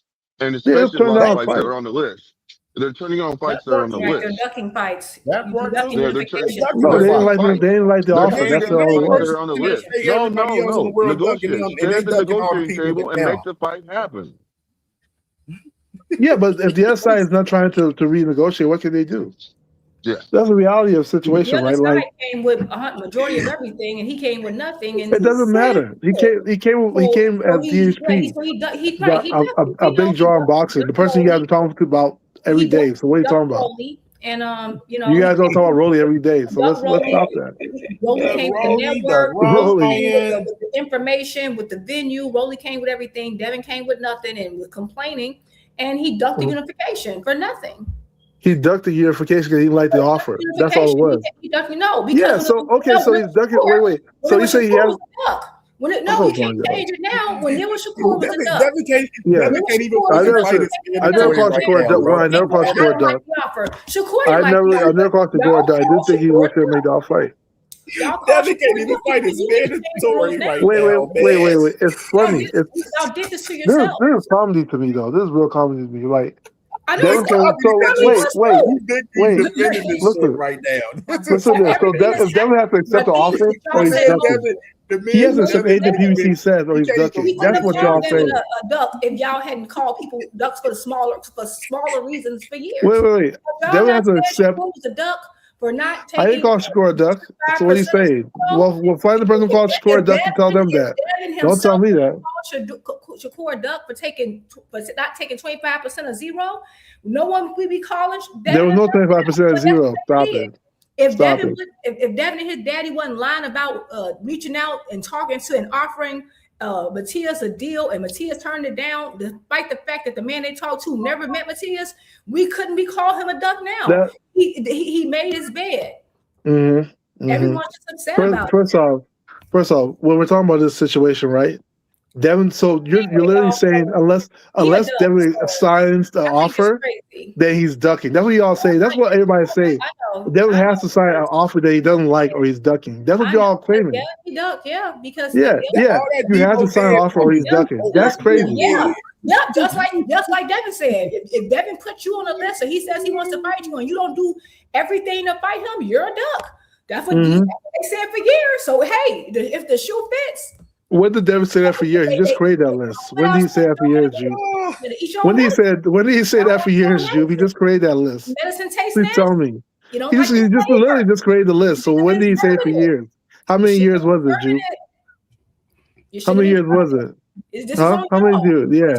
Y'all, it's too late. Go cry to Devin. Devin, shut up. Devin and Bill should have shut up. When it comes to Shakur fight, I thought Shakur should take the fight because Devin was undisputed. Shakur will fight for all the belts. That's why I thought he should take the fight. Because he had no about that past tense shit. Fuck all that past tense talk. Well, that's what Juke keeps bringing up. You know, that's all she can bring up because he brings it up. Fighters.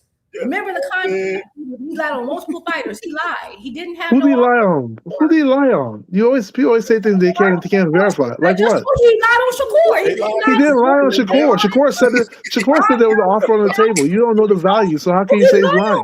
It's easy work. Shakur himself. Shakur said it. Devin said they both agreed there was an offer on the table. Let's keep that in mind. Both Shakur, Stevenson, and Devin Haney said there was an offer on the table. You're saying that the value you said was incorrect, but you don't know the value. So guess what? You don't know if he's ducked or not. Keep moving on. Thank you. You don't know what you're saying. Like you, what? Okay. He lied. Shakur. You're not gonna get a award edgewise because you lied too much. Until you admit what did I lie about? Then one thing I lied about. Round 2. Fight. Tell me what I lied about. Tell me what I lied about. You just making things up. You're always making things up. What's the lie? $2 super chat. Let me get the super chat, y'all. Let me get the super chat, y'all. Lee Jackson with the $2 banger in the super chat. He said, "I'll bet he don't fight a better op than Rolly." Wowzers! As if he get a fight at all right now. Devin, the only world champion I know in the he world. He might well retire. You know, he might retire. Right? He's never gonna get a fight again. If he retire, nobody won't miss him. Yeah, really. Yeah, sure as hell won't. Yeah, nobody miss him. And you know what's gonna be Won't sad? nobody Kim? miss You know him what's but gonna be sad, Hacker. Kim? Even if he, But look, wait. What was the lie? How can you claim somebody's lies? You don't know any of the values. Just because they're unknown doesn't mean zero, dude. Understand that. Because they talk so much stuff, even if it's correct and he isn't talking with Shakur and they make that fight, guess what? You still don't get credit for that fight. You know why? Because they spent the last 2 years going around saying people dragging people up. Dude, who are you to tell somebody they're gonna get credit or not? What are you talking about? You're not gonna get credit. What are you talking about? And now they're messed up. So even if let's say you're right and you want to make a fight with Shakur, it's a cherry pick. Because why are you bringing up guys from a lower weight class, right? Shakur got one fight at 140. So just according to what we got to hold them to their standard. According to what they ran their mouth about, you don't get no credit for this fight either. It's let's do that. Let's do that. You say it's a cherry pick, right? So Tank was cherry picking too, right? Hold on. I'm cool with that. Hey, look, I call it cherry pick. You gotta talk Tank a cherry pick too. Hey, as long as you call your man a cherry pick too, I'm cool with that. I want you to Tank was cherry pick multiple times. I want you to answer this. Answer what one hitter quitter said. He said Eddie not fucking with Haney, Bond not fucking with Haney, PBC not fucking with Haney, Oscar not fucking with Haney. What options does Devin Haney have? Turkey is the only options. Turkey ain't fucking with him either, though. Because Turkey ain't fucking with him either. Why is Turkey not fucking with him? What are you talking about? Y'all just be making things up. Y'all just be making things up as you go along. How is he not fucking with him? Oh, is he fighting with any of them? And honestly, when it comes to promoter, Eddie Hearn said if there's a big fight to be made, he'll still make it with Devin. So he just said on the interview. No, he just said he replayed the interview. He just said that. Didn't. When did Bob ever say he would never work with Devin again? Wait. When did Bob ever say he's never going to work with Devin again? That's a lie. PBC is not messing with Devin. PBC was just in negotiation with Devin. All three of those things that was written there are a lie. 100% lie. And all of them just disproven. No, when we say not messing with him, meaning they not about to Eddie Hearn said that if there's a fight to be made, he'll still work with him in the future. He said that. You can replay the video. Bob, the PBC messed with Devin. PBC was just negotiating with Devin. That's also a lie. Bob Aaron never said he would never do business with Devin. That's also a lie. Turkey never said that he would never do business with Devin. That's also a lie. All four of those things were a lie. All four things are a lie. That's it. He was crying on Twitter because PBC ain't messing with him. Evidently, thank you. PBC didn't mess with him, but they negotiated with him. Then why was he crying? If PBC messed with him, it wouldn't have been no complaints. The fight would have got made. He just said why he was crying. He just said I'm not taking the deal. He's not begging for no deal. He said I'm not taking the deal. That's it. That's crying. Is I'm not taking the deal. He was whining. Yes, he was whining. Whining that I'm not taking. No, he just said I'm not taking. He explained why he's not. No, wait. So wait, he explained why he's not taking the deal. That's it. They paid Canelo's upfront fee. They wouldn't pay Devin's. They paid Canelo's. Yeah. They won't do it with he explained why he's not taking the deal. That's it. So they was messing with Canelo because Canelo didn't have to come on Twitter. What's Canelo got to do with anything? Like, you just go around in circles. Just stick to one point. Like, if you're talking about that situation, that's what happened. Let's move forward with that. Don't just go around in circles. I told you what just factually happened. I ain't moving nowhere. What factually happened? Why do you always say factually happened? He just started talking about Canelo randomly. He was crying about it. Okay, what's Canelo have to do with anything? What's Canelo got to do with anything? What does Canelo have to do with anything? What's Canelo have to do with anything? Explain that part. Wait a minute, y'all. Why is he even talking to PBC? I thought he had a $15 million 3-fight deal with Turkey. What happened to that? Why are you talking to PBC anyway? Oh, I don't know. Maybe they still have it, you know? I thought he had a deal. That's what y'all said. He might still have a deal. So what's the problem? He still might have a deal. Which one was it? He still might have a deal with Turkey. What's the problem? He's a free entity. He can do whatever he wants. So he didn't have a deal. It doesn't mean it's exclusive. Just having a deal. He can still have a deal. Doesn't mean it's exclusive, right? He never said it was an exclusive deal. He never said he had to work exclusively with Turkey. I understand that. He never said that. How come the zone didn't back him? How come the zone didn't come in? Like they said, how come the zone didn't want to be a part of it?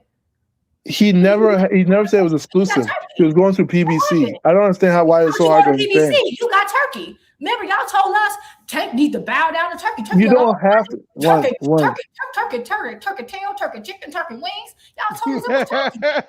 One, you don't have to go through turkey. You don't even have to go through turkey. Like I understand, like you're going around circles saying things.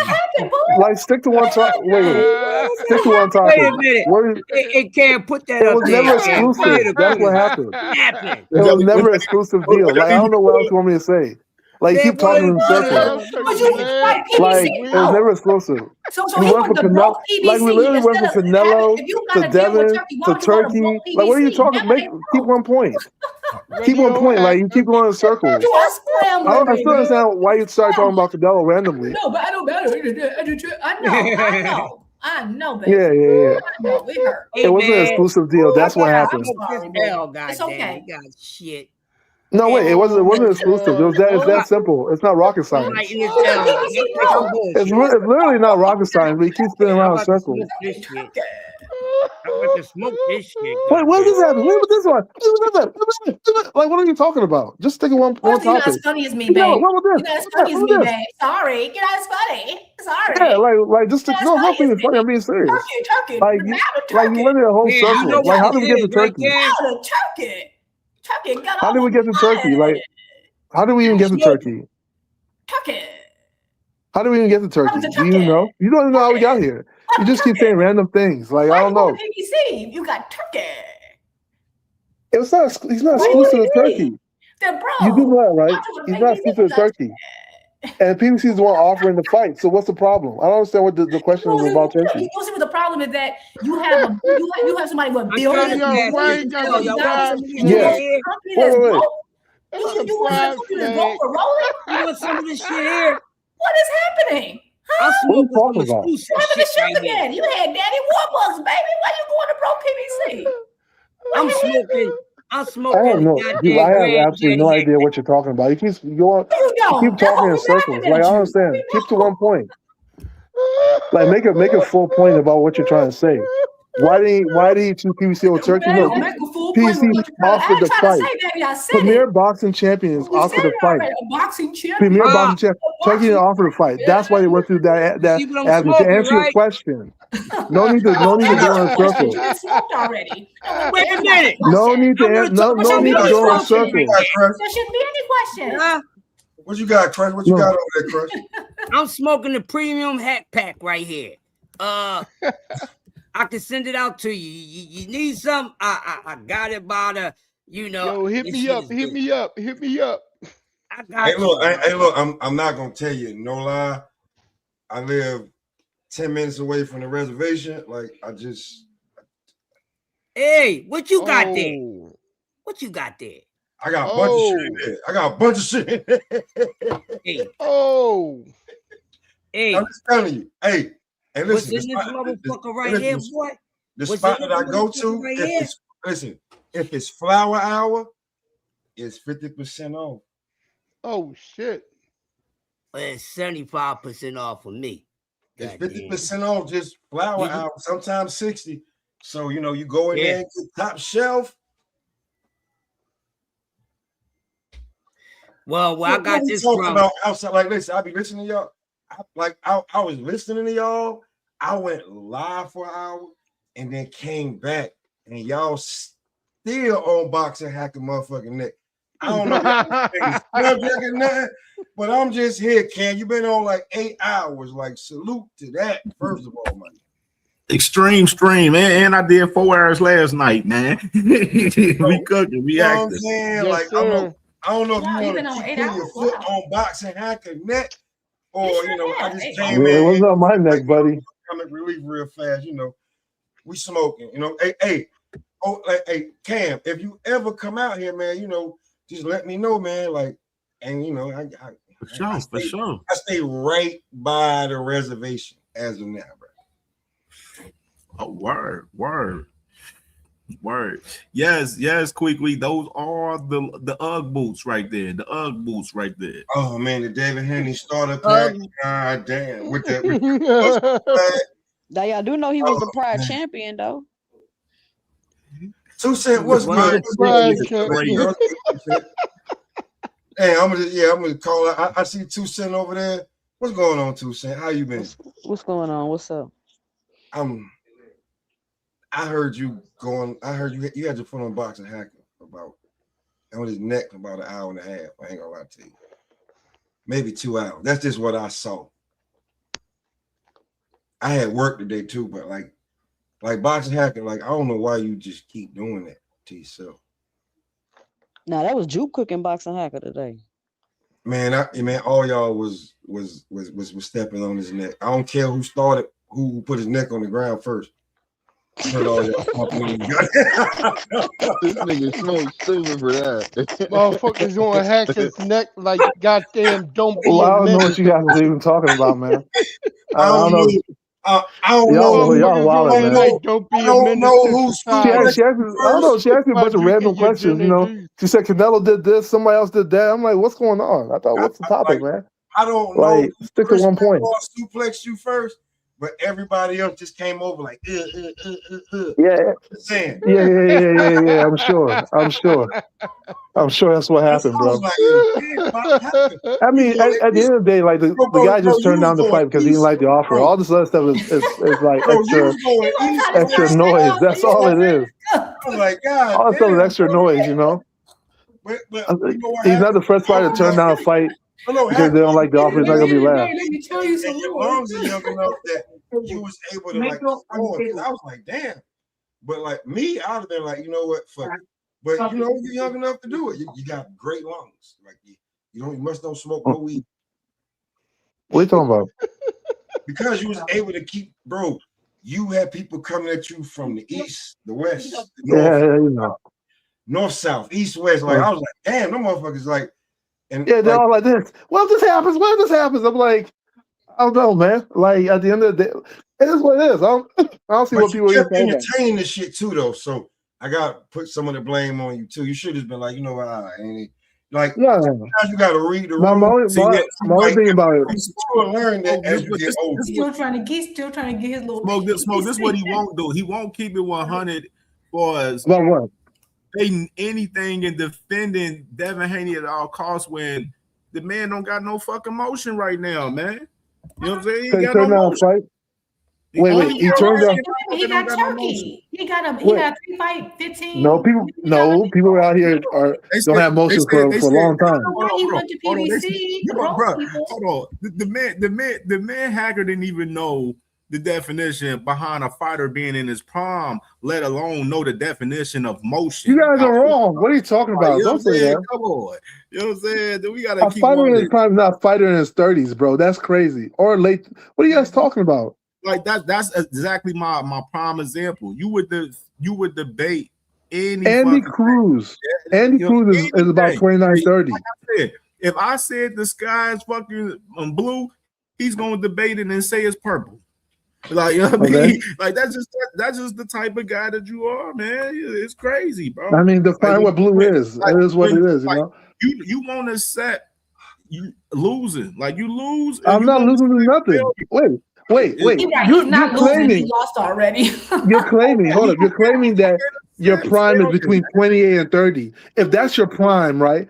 Andy Cruz is around that age. He just started. Why do you tell him to hurry up if he's in his prime? What are y'all talking about? Fighters start to think about retirement at age 30. Fighters are thinking about retirement, bro. You hope you guys know that. Boxing is a young man sport. It's not a middle-aged man sport. You sound so goddamn dumb. Under that argument. Okay, wait. Man, what's up with this meeting? Why are we here? Guys, I have brought you here today to propose my plan. I don't like to lose. This is my plan to prevent all of us from losing. Let's pretend we are brothers. We won't have to fight each other. I made a contract to make sure we all agree to not fight each other. Yo, that's a good idea. Let's do it. But Shakur, we are in the same division. What will we do if we're forced to fight? Listen, I will get all of the belts for us. You tell everyone you don't care about the belts. That way, no one can force us to fight, brother. But Shakur, what if I outgrow my division and I have to move up to yours? Listen, little Ray, when I move up, you move up. And come train at my gym so that we will never fight. What about us, Shakur? We are both champions at 140. Gary, tell him you want to fight me last. When the time comes, I will move divisions, little bro. Shakur, what about when you move up? I don't want to fight you, bro. Richardson, sign to Zuffa so that we won't fight. Before you sign, call me out so that it is not suspicious. Now sign the contract to be boxing brothers. Why they want me here so bad? We are not friends. Man, I'm going after all of y'all. There's no friends in boxing, clowns. Abdullah, no, please. I won't let these frauds ruin boxing. I'll go after all. Yeah, with the young King Dev, I just feel like I have a responsibility to defend him as my brother. You know what I mean? Because I just know the propaganda is heavy. Devin is all of us, man.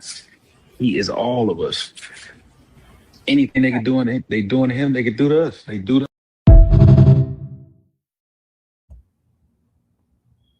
Man, that's one of the Video best. is diabolical. That's crazy. Cam, hold on, Cam. Yo, Cam, you do know Tank Davis 31, right? That is crazy. So is he in his prime right now? God dang it, we just watched a good video. I know Blue ain't like that shit. God Well, dang. Video. I know Blue ain't like that video. Hold on, y'all. Did you create that video, Cam? Juke, let me have the floor for like 30 seconds. I need to address my homeboy, my big bro Cam, real quick. He know what I'm about to say because he just said He and like heard that me say video. about it. Yeah, you know I like that motherfucking shit right He there, like boy. that You know video. The funniest part when I was playing it, I told Wifey just there, I said, Blue don't like this video. I'm already knowing he don't like this video. I just told Wifey in the background just now. Hey, look, you know I'm about to say something about that shit, my nigga. You know what I'm saying? I was sitting there listening to this motherfucker. I was like, hold on, man. Face is Devin wasn't in the circle of brothers. That's all I know. Yeah, I'm like, hold on, man. That don't even make no sense. I said, man, that's cool how he just played that right there, but I ain't mad at you though. See, Kendra asked for it, man. My sister asked for it. She shall receive. You created that? No, this guy, Real Boxing News on Twitter, he created it, right? He got another one too. I got another one. Hold on, this is even funny. They crazy. This dude is funny though. Boy, they can't stop what's coming. Chill, bro. I thought we was brothers. Well, I'm gonna knock you out, brother. He going to sleep. Floyd, does he really punch that hard? Use your defense, champ. I don't know about this man. He is a hell of a fighter, but he is not money made. I can't see my little bro get hurt, man. We need to help him. We must protect his O. Let's jump Tank Davis. Man, after this fight, I'm leaving to an island and disappearing from everybody. He can have the spotlight once I knock his little out. Tank, all you gotta do is touch that chin. Easy work. Let's go, champ. Let's go, champ. Be ready. Make sure to wait for my cue. You know how I get. I'm touching that chinny chin. Now, let's jump Tank Davis.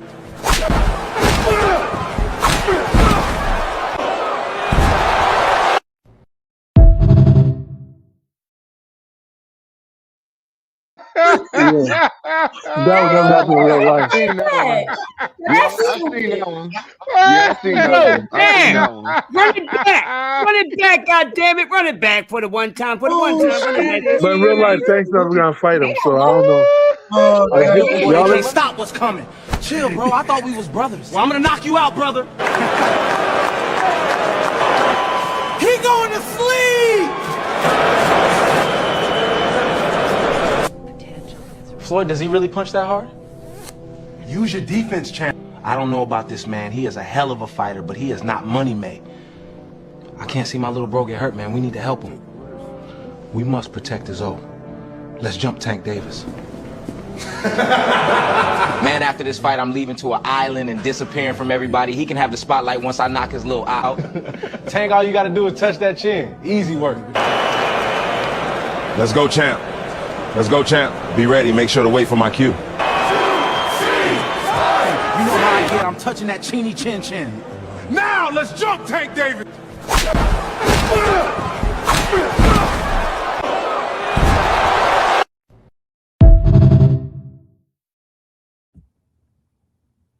He like the spin in the air was and he like man. Tank, and he like That Abdullah type of time to Mason. make some craziness like that. Hey man, Hey, who is this dude, hey, that man like Tank. That man like Tank, and he likes Abdullah Mason. I could tell because he had Abdullah Mason coming in the wrecking shop at the end. You know what I'm saying? And he had Tank. But neither one of them can beat representing himself. Shakur, so it don't matter, you know.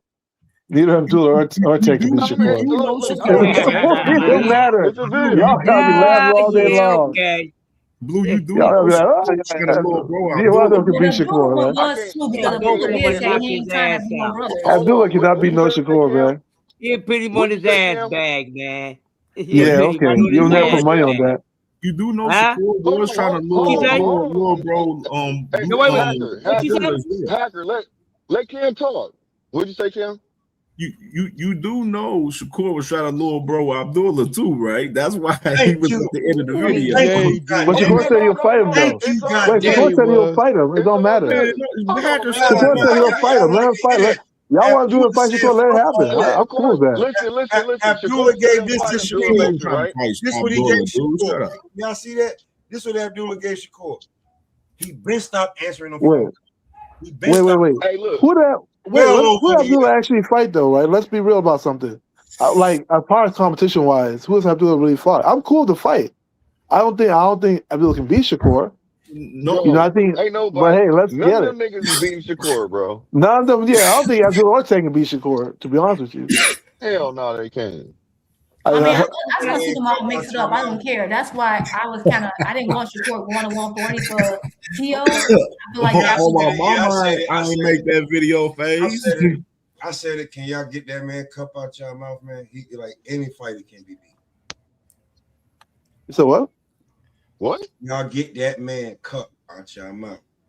What you mean by cup, nigga? I don't know what you're talking about, nigga. What you mean by cup?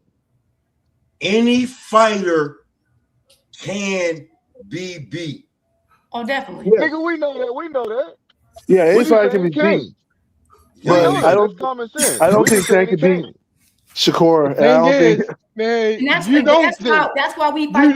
That's why I wanted Shakur. That's your problem, Hacker. Let Tank make the fight then. You don't have the ability. Let Tank make the fight then. No one asked for Shakur. Let Tank make the fight. Y'all talking about somebody with no motion. Tank hasn't fought since a whole year. What are y'all talking about? He hasn't fought over a year. Y'all, that's no motion. He still got motion, so it is what it is. He got motion from what? At the end of the day, motion from what? Delusional. Tank hasn't fought for over a year. He still got motion. Wipe your face. He ain't fought a year, and they don't have to worry about going no Zuffa.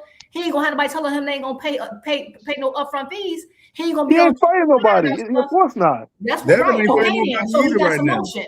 Ain't fought in a year. But Devin fought in November. What Tank fought like a whole year ago.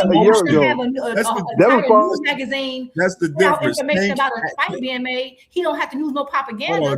He don't need no propaganda arm. Hold on, dude. Okay, Tank actually has motion, Hacker. He can get a from fight where? tomorrow. No one got motion if you got to go out there and put. Don't got no motion right now. That's just the fact of the matter. Wait. Where's the motion at? Where's the motion at? World champion don't got no motion. The last time he fought like in March, bro. Last year, March. What are you talking about? Yeah, that's the last time he fought. That's not the same thing as motion. Just say you don't know what motion means. He don't know what motion means. Since October. That's a whole lot because he fought in November. So I don't know what he means since October. It don't matter. My thing is that he think that how many times you fight is motion. He don't know what the definition of motion. He just be trying to fake it with y'all. Oh my gosh. The definition through context clues. He don't know what. Wait. Tank hasn't fought in a whole year. Devin just fought in November. What are we talking about? What does that got to do with motion? I'm talking to Cam, please. I know you are because you can't answer the question. Cam, so let me ask you a question. You sound Tank hasn't fought in March, stupid, Hacker. Right? You sound like you are so stupid. You are so slow. No, he don't know what the word means. I do. Know what it means. He don't know what the word prime means. Motion means movement, right? You want me to find the word motion? Motion means movement, right? Tank got all the juice, nigga. Yeah, so that's motion, right? So what movement? So Tank hasn't been in the ring over a year. What kind of movement do you do in boxing?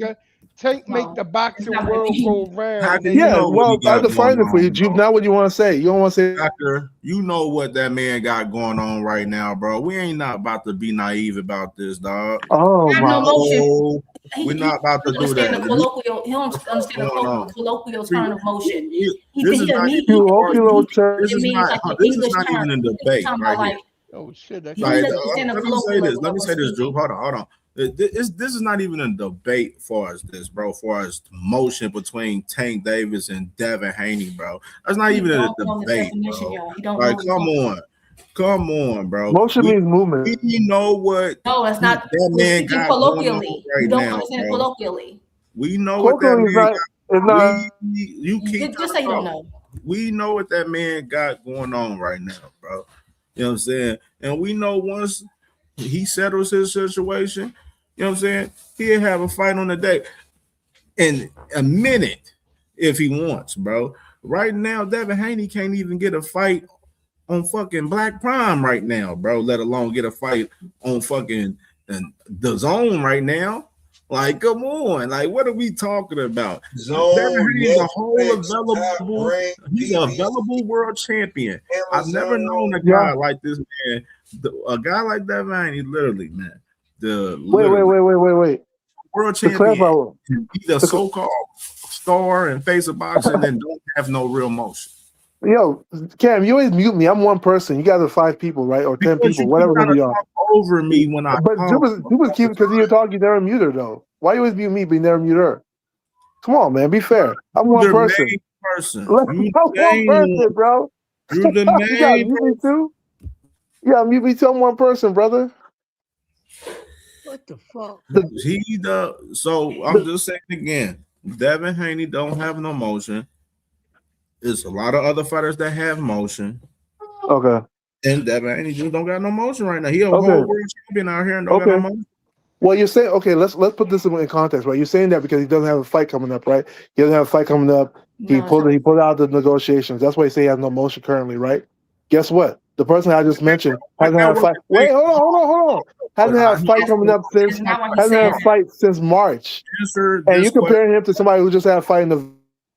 Answer this question. He don't know the definition. Right here. Answer the question. What network is banging at the door at Devin Haney right now? He was pulled out of the PBC deal, so obviously PBC, right? Premier Boxing Champion, which is backed by Amazon. Next question. We know that. What next question network is banging at the door to Devin Haney? You didn't answer. I didn't answer your question. What else do you want me to say? You asked me what network. I gave you the network. Answer. Okay, the network is Amazon. Amazon Prime. Done. That's done. He's not fighting on the platform. So right, he pulled out though. He pulled out of that situation. PBC didn't pull out. He pulled out. Hacker, please come on. So why are you doing this, dude? Let's go. I'm ready. You're the one muting me. I'm ready. Ask me anything you want. No. I'm ready. Hacker, go ahead. Please. I'm not trying to talk loud right now, bro. Yeah. Please. Okay. Understand. Right now, it's no motion, bro. It's no network banging at the door of Devin Haney for a fucking fight right now. Yeah, so the network that was banging on his door, he decided not to answer that door. Why? Because he didn't like the offer they were giving them. Next question. Next question. Present. Yeah, but he made past tense. Let's keep that in mind. Who's presently knocking on the door? Presently. Wait. See, you guys doing these 2-on-1 type things. Hold on. So when it comes to this whole situation, you're comparing it based on him not having fights coming up. And I literally said Devin had a fight in November, right? But he has no motion. Tank hasn't had a fight since March, but he has motion. But we know why he is not fighting right now. So everybody has a reason, bro. Everybody has a reason, but it doesn't. Why?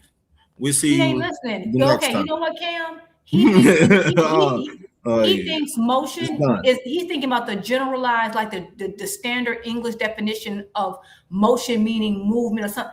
He doesn't understand. We say he don't understand colloquially, like like AAVE. He don't get what you're saying. Saying Tank hasn't fought in a year doesn't mean he doesn't have motion. It doesn't mean activity.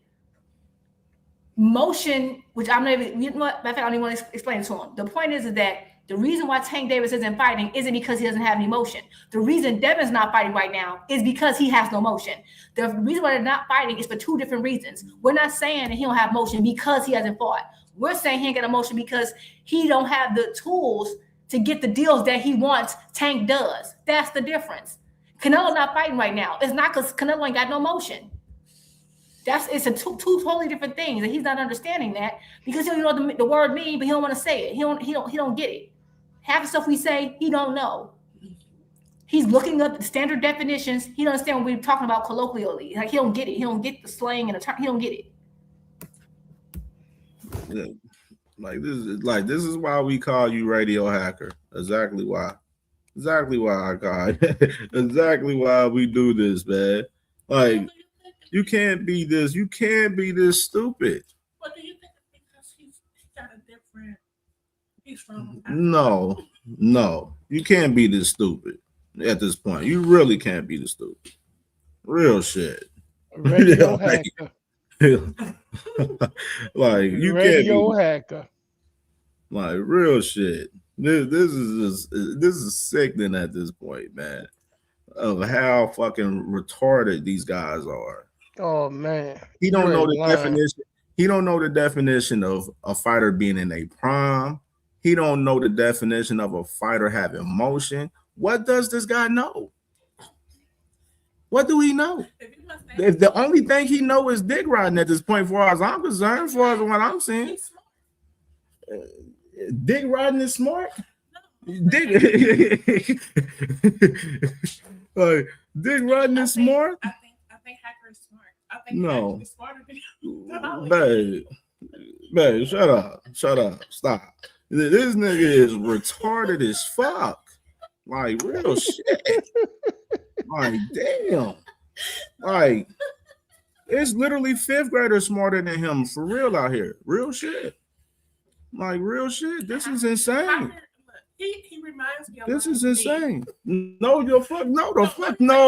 Don't tell. I don't even want to talk about it. No, leave it alone. Don't even say nothing. Leave it alone. No, we ain't doing that. No, this is it. You got kicked off because you just so fucking retarded. That's why you got kicked off. You the only one on this panel that don't have no logical mind up here, bro.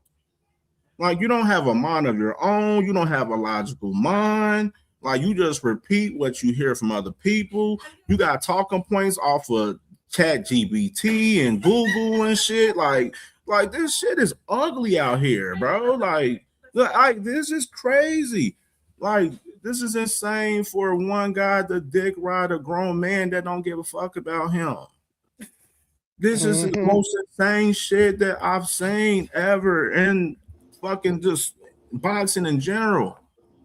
Him and along with guys like FaZe and Radio Flyer, all of those guys, this is nasty, bro. Nasty out here, man. Nasty, man. Nasty work out here. Nasty work. Too Rich. Radio Too Rich. There he go. He a part of the clan too. Radio Too Rich. He another one. Look at him right here. Look at him. Ring Magazine reported an hour ago. And they're in deep negotiations. What the fuck? This motherfucker, you can't be this stupid either. Look at this nigga. He talking about in deep negotiations. And motherfucker Mike Capisher was talking about preliminary talks. And then even on top of that, you must be late to the party, sir. You know what I mean? The shit is cap. Your boy Shakur already called it cap. You know what I mean? I know fans like to get excited and they could play with y'all heads and manipulate y'all. The main word right there, manipulate. Radio hacker, manipulate. Stop letting the Haney's manipulate your mind. Manipulate y'all easily, but that rumor is capped for the second time. I haven't heard one word about that. I don't know what they trying to cover up or disguise. But for me and my team, we haven't heard shit. So it's cap. Once again. Told you, man, these niggas is taking L's out here bad, boy. Taking some L's, boy. Ooh-wee. Ooh-wee. Hacker, I'm not just laughing at you at this point. I'm laughing at the fact of how fucking remedial you are, bro. Like this is a sad. It's not even fucking. I can't even laugh at it. It's like it's real sad. I really feel bad for you at this point. I feel bad. I really do, man. Like you really got fifth graders out here smarter than this man. This is sickening. Look, this is sickening out here. You know what I mean? Yeah, it is. This is nasty work. You know what I mean? Yeah, you was in your feelings. Oh, what one Hacker up here cussing, ranting, raving, and crying up here? Have y'all ever heard Hacker cuss that much on the panel? Nope. Everybody can answer too. You know what I mean? Have y'all? This man was cussing and ranting, raving crazy up here for that boy Devin Haney. Man, man. They're gonna be like, well, Tank don't have any emotion. He not fighting. He not fighting. Who like come on, he don't know the definition of motion. he don't and there's a big difference between Tank's situation and Devin's situation. Tank still got a goddamn company behind him, no matter what, ready to put him in the ring whenever he finished doing what he doing with this situation. Devin, don't nobody want to put him in motion. Put him in the ring. Be more and the main thing every time when we talking about certain fighters, whatever, he always deflect to another fighter. Always. Yeah, and mainly it's Tank. Always he deflects the Tank when he getting his ass kicked up here. You know what I mean? Like that shit don't work. That shit don't work over here, bro. That shit don't work. And on that subject, fire or something, bro. You see them dumbass goddamn Tankamaniac shirts? These motherfuckers took time out of a busy day to make a t-shirt and think somebody want to buy this shit. Tankamaniac t-shirts. But hold up. Can't Tank sue their asses? I don't think. I mean, for what? I wouldn't. Shit, you ain't gonna get shit. They ain't got no motherfucker. Yeah, like I mean, it would probably cost him more in legal fees than he would get. So, I mean, at the end of the day, he can't sue. He can't sue because the simple fact is his name is not Tankamania. Right. They just made it up, so it's all good. Yeah, no. I don't think he would care. I don't think he would care enough to sue. No, they don't even exist to a motherfucker like him, bro. So it wouldn't I don't think he pays attention to any of that. I think that they just really. I noticed that, and it's a thing. Like I never want to feel like we're being mean to someone or that we're bullying anyone or anything like that. This is the thing. Everyone can debate, and sometimes people talk about each other. All that happens, but I think at the bare minimum, you have to have some type of integrity. If you don't have any objectivity, I understand we all have our opinions that are subjective. When you can't acknowledge something that's objective, like it is a fact or it's not, or that's when people get to the point where like no one's going to have the patience with you after they've tried multiple times, week after week, month after month, and you just can't acknowledge it. And now you know you're working with someone who really does not care about reality at all, and will just show me, and then you show, okay, well no, show me again, and it's like you're not worth having a conversation with. That's why I see why people throw him off, because there's no way I'm going to say something. Cam shows me that I'm wrong, and I'm not like, oop, okay, yeah, you're right. You know, it's okay. Everybody know I'm a Tank fan. I said he's wrong about certain things. I get things wrong. Do I like being right? Of course I do. But it's not the end of the world if you're wrong. If anything, you just learn from it, you get better from it. I don't understand arguing over the smallest little thing, like the smallest little thing, just for the sake of it.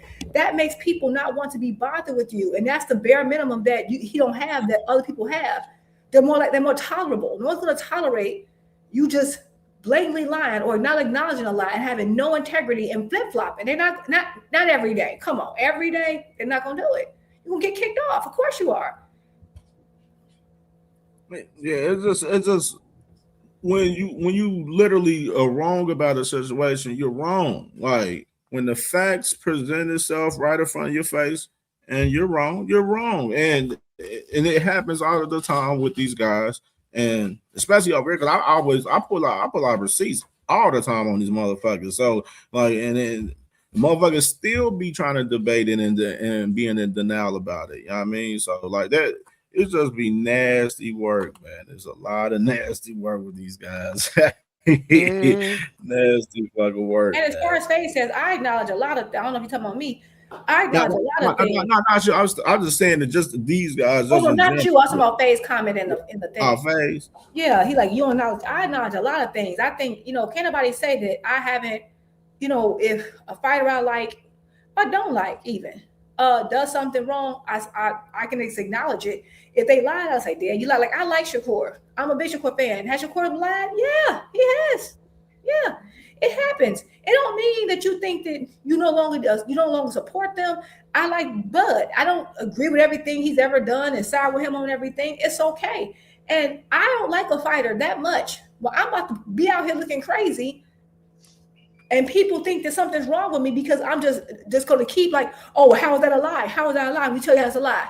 Well, now I'm trying to change the definition of lie so that I can defend. I am not about to ruin mess up my name, make me look crazy just to defend a grown person who decided to lie. I'm not doing that. I ain't getting like you ain't. Then you doing this for free? Maybe they not. Cause like that's crazy. Tank ain't paying me nothing. Why would I sit there and be like, nah, but technically he kind of right for dragging the girl? Like, no, I'm not about to do that. No. The crazy part is right now, Tank ain't even been the topic in this whole entire fucking show until he brought his name up. Yep. None of the topics I've done on this whole entire show, and I probably ran through probably like 15, 20 damn near topics damn near. Like, it hasn't been none of Tank at all. You know what I mean? I've been on so many. I've never been on anyone's panel where, and I mean, it's been multiple panels where Tank was not in the topic, and it didn't matter. He's coming up. They're going, and it's normally he's brought up by the Haney fans, which is so weird, or some Shakur fans. I'm a Shakur fan too, but I don't get it. It's like, why do you keep bringing him up? We didn't even bring him up. And that's why I think a lot of their fandom is based on hate. It's not even that they like them that much. It's more like they're just the anti-Tank. Because why do you keep bringing him up? Look at him. He said he should be the topic since Tank got motion like you claim. Like, you know what I'm saying? Yeah, I know. You prove he got motion. I know. Into the conversation because we were saying Devin didn't have motion. Right. Thank you. Right. And he is the topic. He is the topic. He became that's you just proved the point. It don't matter if we try to make him not the topic, he's gonna be the topic. Which is why I just said. Thank you for proving my point. Meanwhile, Haney has an entire apparatus, multiple channels that report to his father, and y'all don't want to keep him as the topic. Y'all want to deflect the Tank. Y'all getting flued out and don't want to keep him as the topic. Y'all getting incentives. What's going on? Phase, it's a difference, Phase. I'm a fan of the sport. I'm not a fan of just fighters.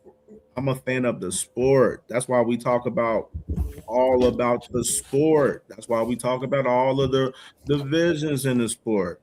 You know what I mean? So it's a difference. Y'all guys are a fan of a fighter. I'm a fan of the sport. It's a difference, my brother. Exactly. Most Tank fans are boxing fans. That's the thing. That's why he don't have a whole bunch of channels like, making up lies and stuff about other people that's Tank fan. They don't do that because they're not that invested in tearing down other fighters because they want the health of the sport. We just happen to also like Tank. I actually happen to also like Shakur. I like Bud. I like Spence. I like Boots. I like Benavidez. I like a lot of people.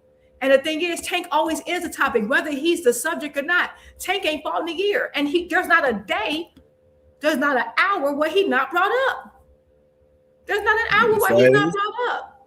Speaking of Benavidez, what y'all think about this Zerto fight? Hold on real quick, sis. Hold on. Phase. The news with Devin broke out today about Mike Coppercher That's why he got brought up into the conversation. Right, he's literally in the called media. it out that it was Oh my cap God. from Shakur, calling it out that it was cap. So that's why he got into the conversation, my brother. You know what I mean? And you probably, I don't know if you listened to the early part of the show, but I literally talked about 15 different fights, a whole bunch of different shit. You know what I mean? Yep.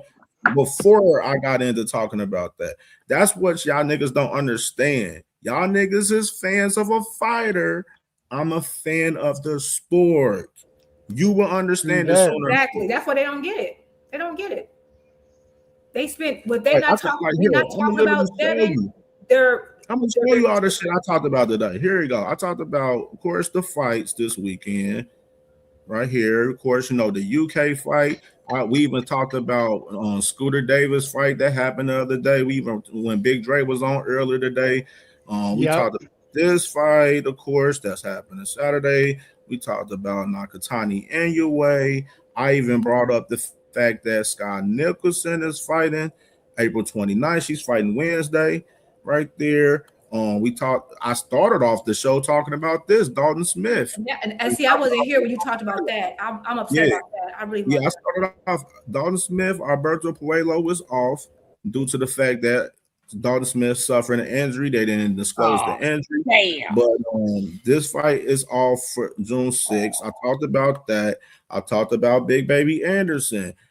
He tore his biceps. So he's out of his fight right now. So Big Baby Anderson not fighting May 9th on the Daniel Dubois and Fabio Wardley card. I talked about then I even talked about even Tony Yoka. Tony Yoka with Lawrence Okolie. Lawrence Okolie popped dirty. He's not fighting. They was talking about putting Tony Yoka on the Fabio Wardley Daniel Dubois card or the Dave Allen and Philip Herkovic card May 16th, and Tony Yoka right here calling out Solomon Decrease, the guy that was going to fight Big Baby Anderson, and seeing if they can try to fight since they both of their guys canceled on them. Right there, I talked about this. I even talked about Alan Chavez that got a crazy knockout this past weekend. Him possibly fighting on the Bam Rodriguez card on June 13th in Arizona. We talked about this. Oh, we talking about Oshaki? Yeah, we even talked Raymond Ford. We talked about Moses Attola, his trainer right here, Ben Davison, planning on he wants Moses Attola to be a world champion before he's 22. We even talked about Bam Bam Rodriguez read up his deal with Matchroom in this 3-year deal right here.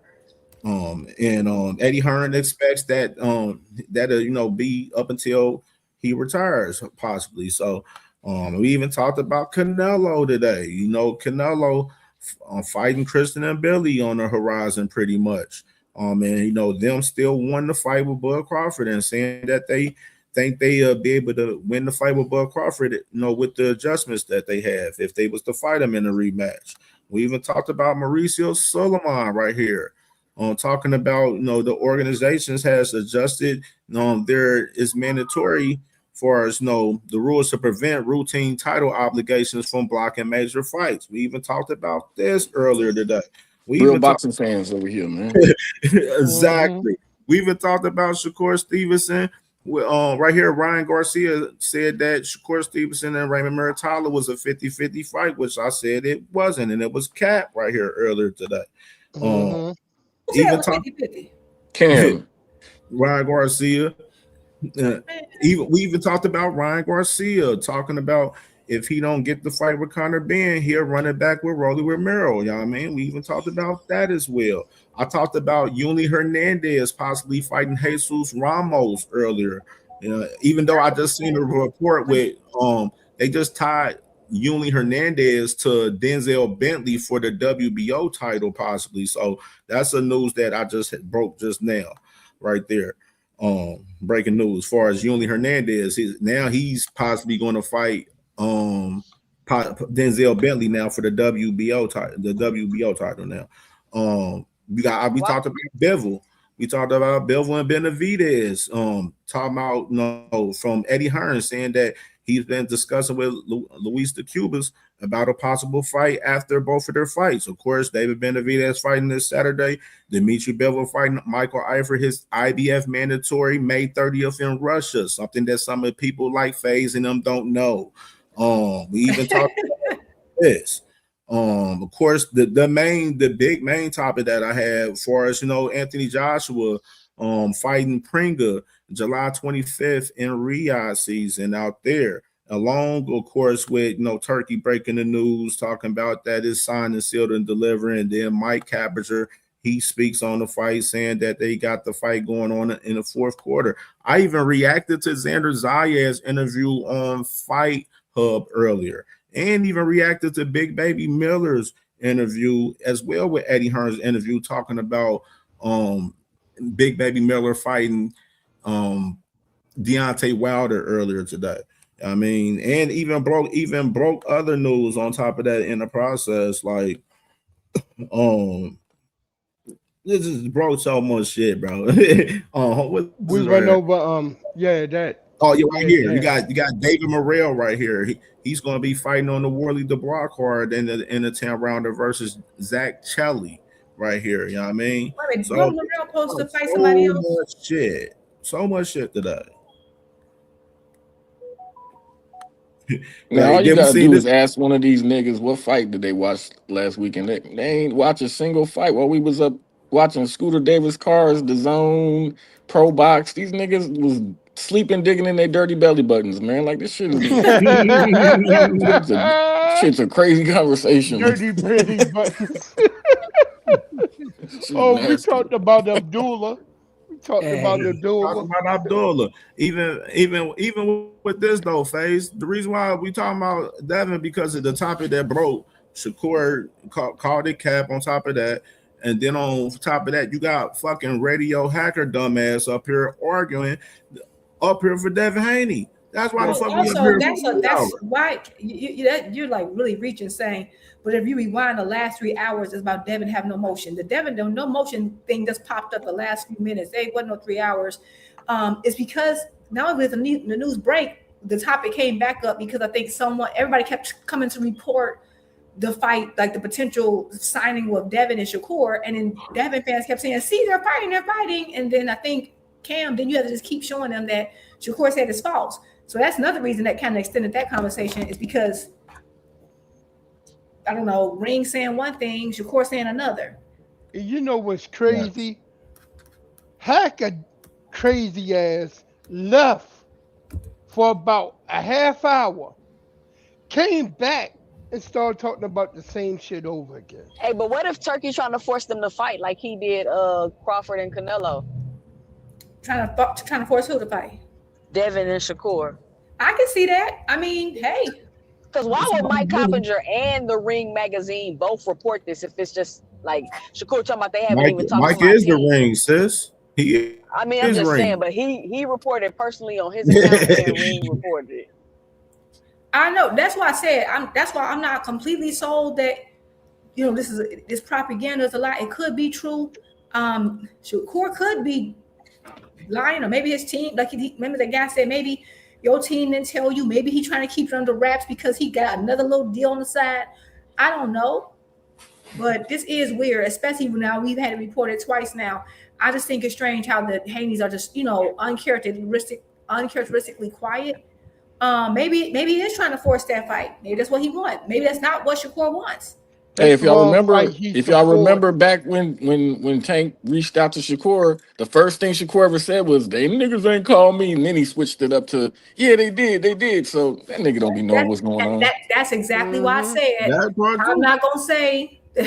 That's why I said I'm not taking a side right now because of that. Because normally Shakur, and I'm gonna be honest, Shakur is normally very vocal, tells everybody everything, especially if he's talks with somebody. Calling somebody out. But I remember the one time he didn't tell us about anything was when Tank's team reached out and he had to be asked, and then he said, "Oh yeah," but he never normally he volunteers the information first, and he didn't, and I thought that was strange. So that's why I'm like, I don't know. or unless he maybe don't plan on fighting Devin, so he like, I don't know what you're talking about. You know, maybe he don't plan on taking the deal. I don't know.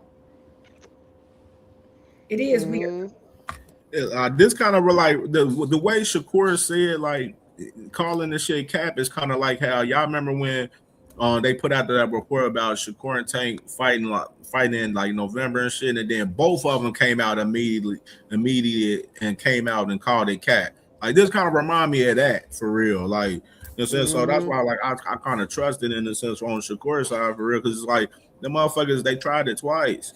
And Mike Cabocher, that motherfucker is known for putting out no bullshit. Like even the fight, I say this, even on top of that, I say like even with the Fury shit, like I seen my brother Matt Brown from Brunch Boxing, he made a case. He said, I don't think that the AJ Fury shit is finalized for real, because then on top of that, you got to think about it. AJ still got to get through that fight, even though I think he should win that fight.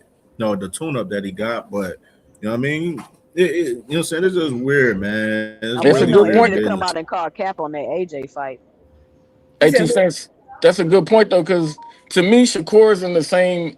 He's in the same position as Devin to me. Both these niggas went and took them turkey bucks, fighting on undercards, fucking up their value. And Shakur's a supposedly free agent, just like Devin. So Turkey might have them niggas, both them niggas, butts against the wall. Like, this is what you gonna do. You want some money, little punk ass niggas? Here's what you gonna do. Crazy work, man. He could. And I will say this: the last time AJ and Fury got announced, like he had Fury in a fighting Wilder next. So I don't know. They too premature with their announcements for me.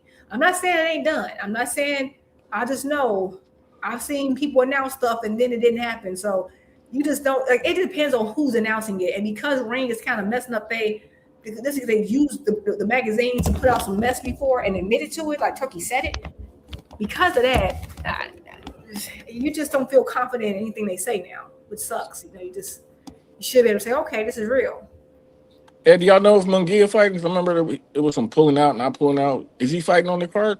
Yeah, he fighting. He said, okay. He said, I talked about that too. I said, Munguia the other day, he said that if he said pretty much if he lost to Resendez Saturday, he'll go down to 160. Like we even talked about that, bro. Like, yeah, you know like shit. That's what I'm saying. Motherfuckers don't be talking boxing for real, bro. And like, that Duarte Fierro fight might be kind of live too, though, man. That's gonna be fire. You remember Angel Fierro when he fought Pitbull last year? Yeah. That was one of the fights of the year last year. He got energy, man. Motherfuckers got energy. Oh, that's gonna be a really good fight. That's gonna be a banger. That's gonna be a really good fight. Duarte, I think I saw him fight in person. And he got a back like a turtle. Like he's really like muscular. I don't know. Like I don't think he's gonna be in any boring fights. I don't. That's how he fight.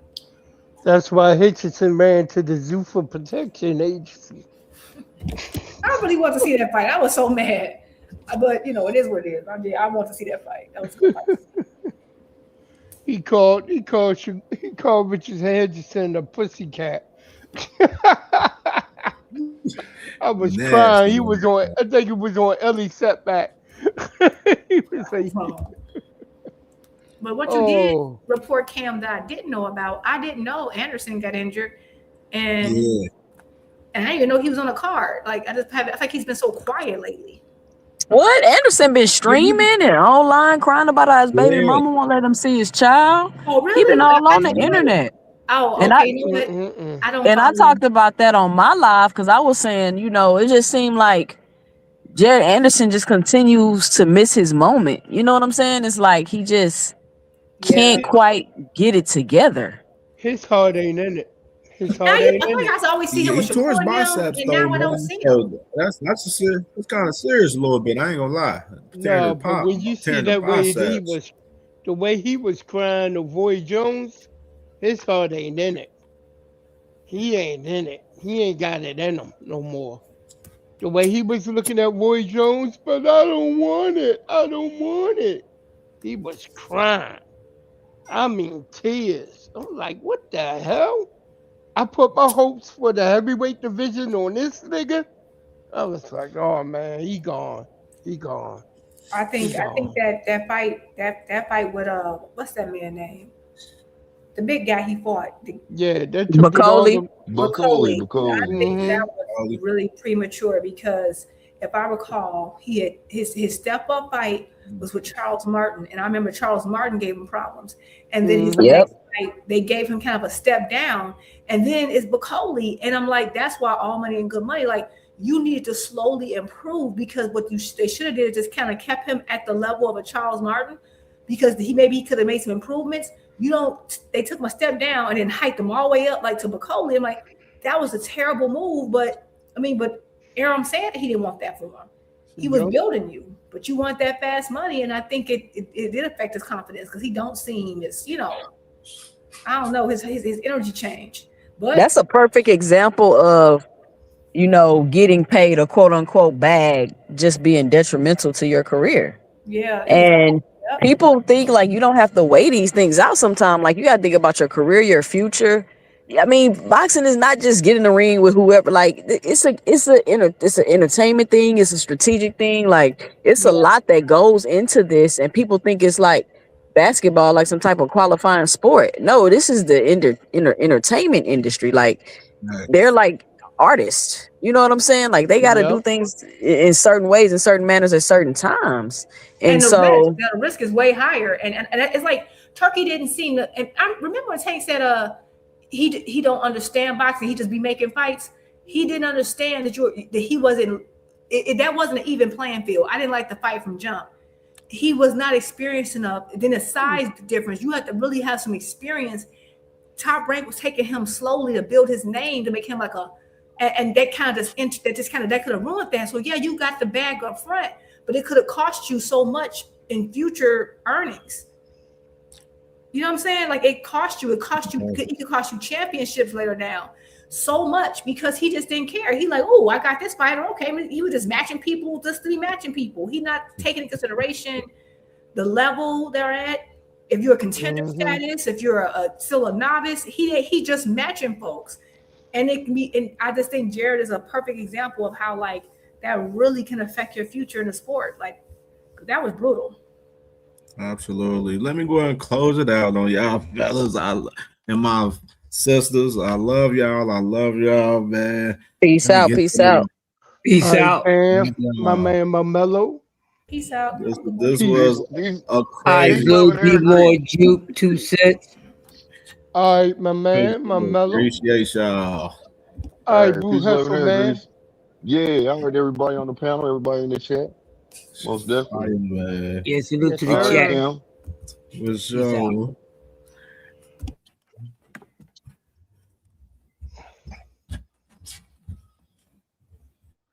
Yes, sir. Man. Class of show today, man. Class of show today, bro. Shit was crazy today, man. Wasn't even supposed to be this long today at all, for real. You know what I'm saying? I'm gonna let you know now. It ain't gonna be no damn show tomorrow, man. I'm gonna tell you that right there. I got some shit I gotta do in the morning, so ain't gonna be no show tomorrow. Yeah, maybe I may try to squeeze something in later on or something if I can see what's up with the timing and shit though. But other than that, I know we'll definitely be back Wednesday for sure, man. So for salute to everybody, man, on the support today, man, and the love today, man. This shit was lit as fuck, man. I enjoyed it, man. We talked about a lot of shit today, man. A lot of topics and shit, man. And there's still a lot of shit going on, man. So you already know we're gonna let everybody know the vibes on what's going on. And we're gonna stay active and keep bringing out this great content, man, for sure, man. Appreciate everybody, man, support, man. I love y'all, and I'll see y'all later, man. Y'all enjoy y'all Monday night. You dig?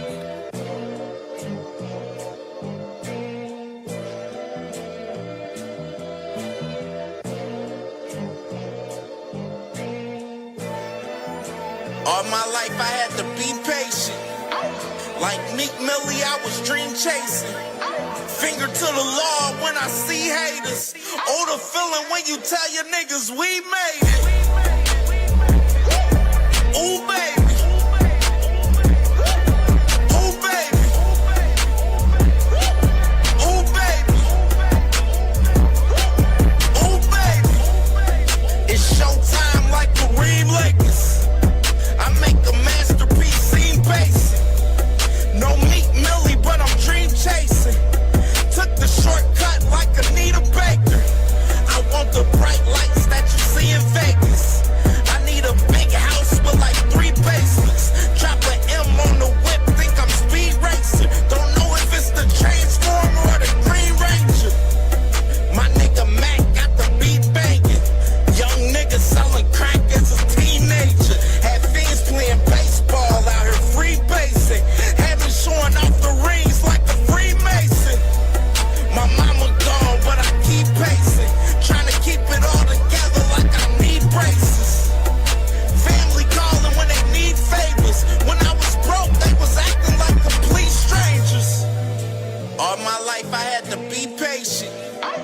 Like Meek Millie, I was dream chasing.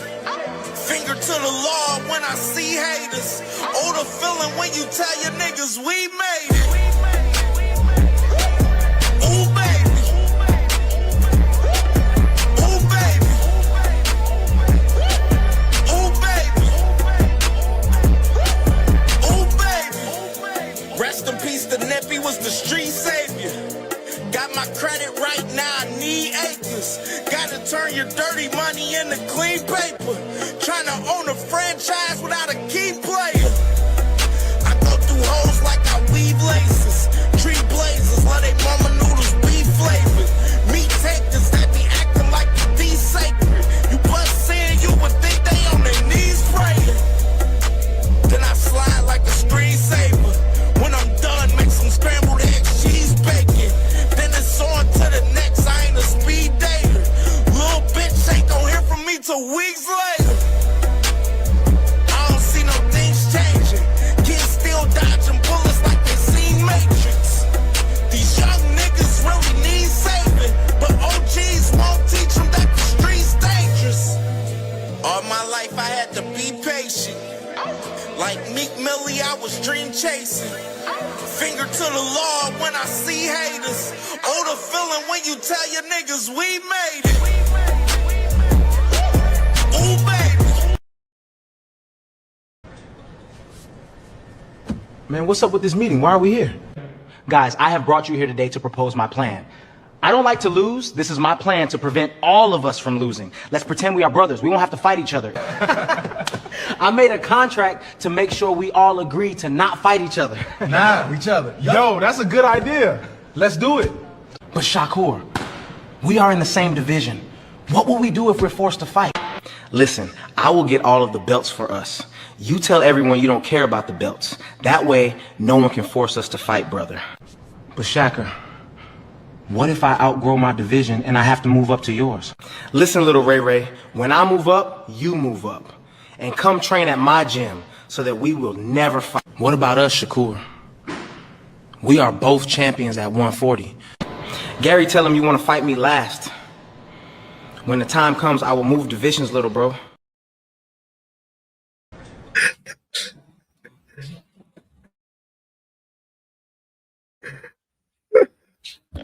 Yeah, with the young King Dev, I just feel like I have a responsibility to defend him as my brother. You know what I mean? Because I just know the propaganda is heavy. Devin is all of us, man. He is all of us. Anything they can do, they doing to him, they can do to us. They do to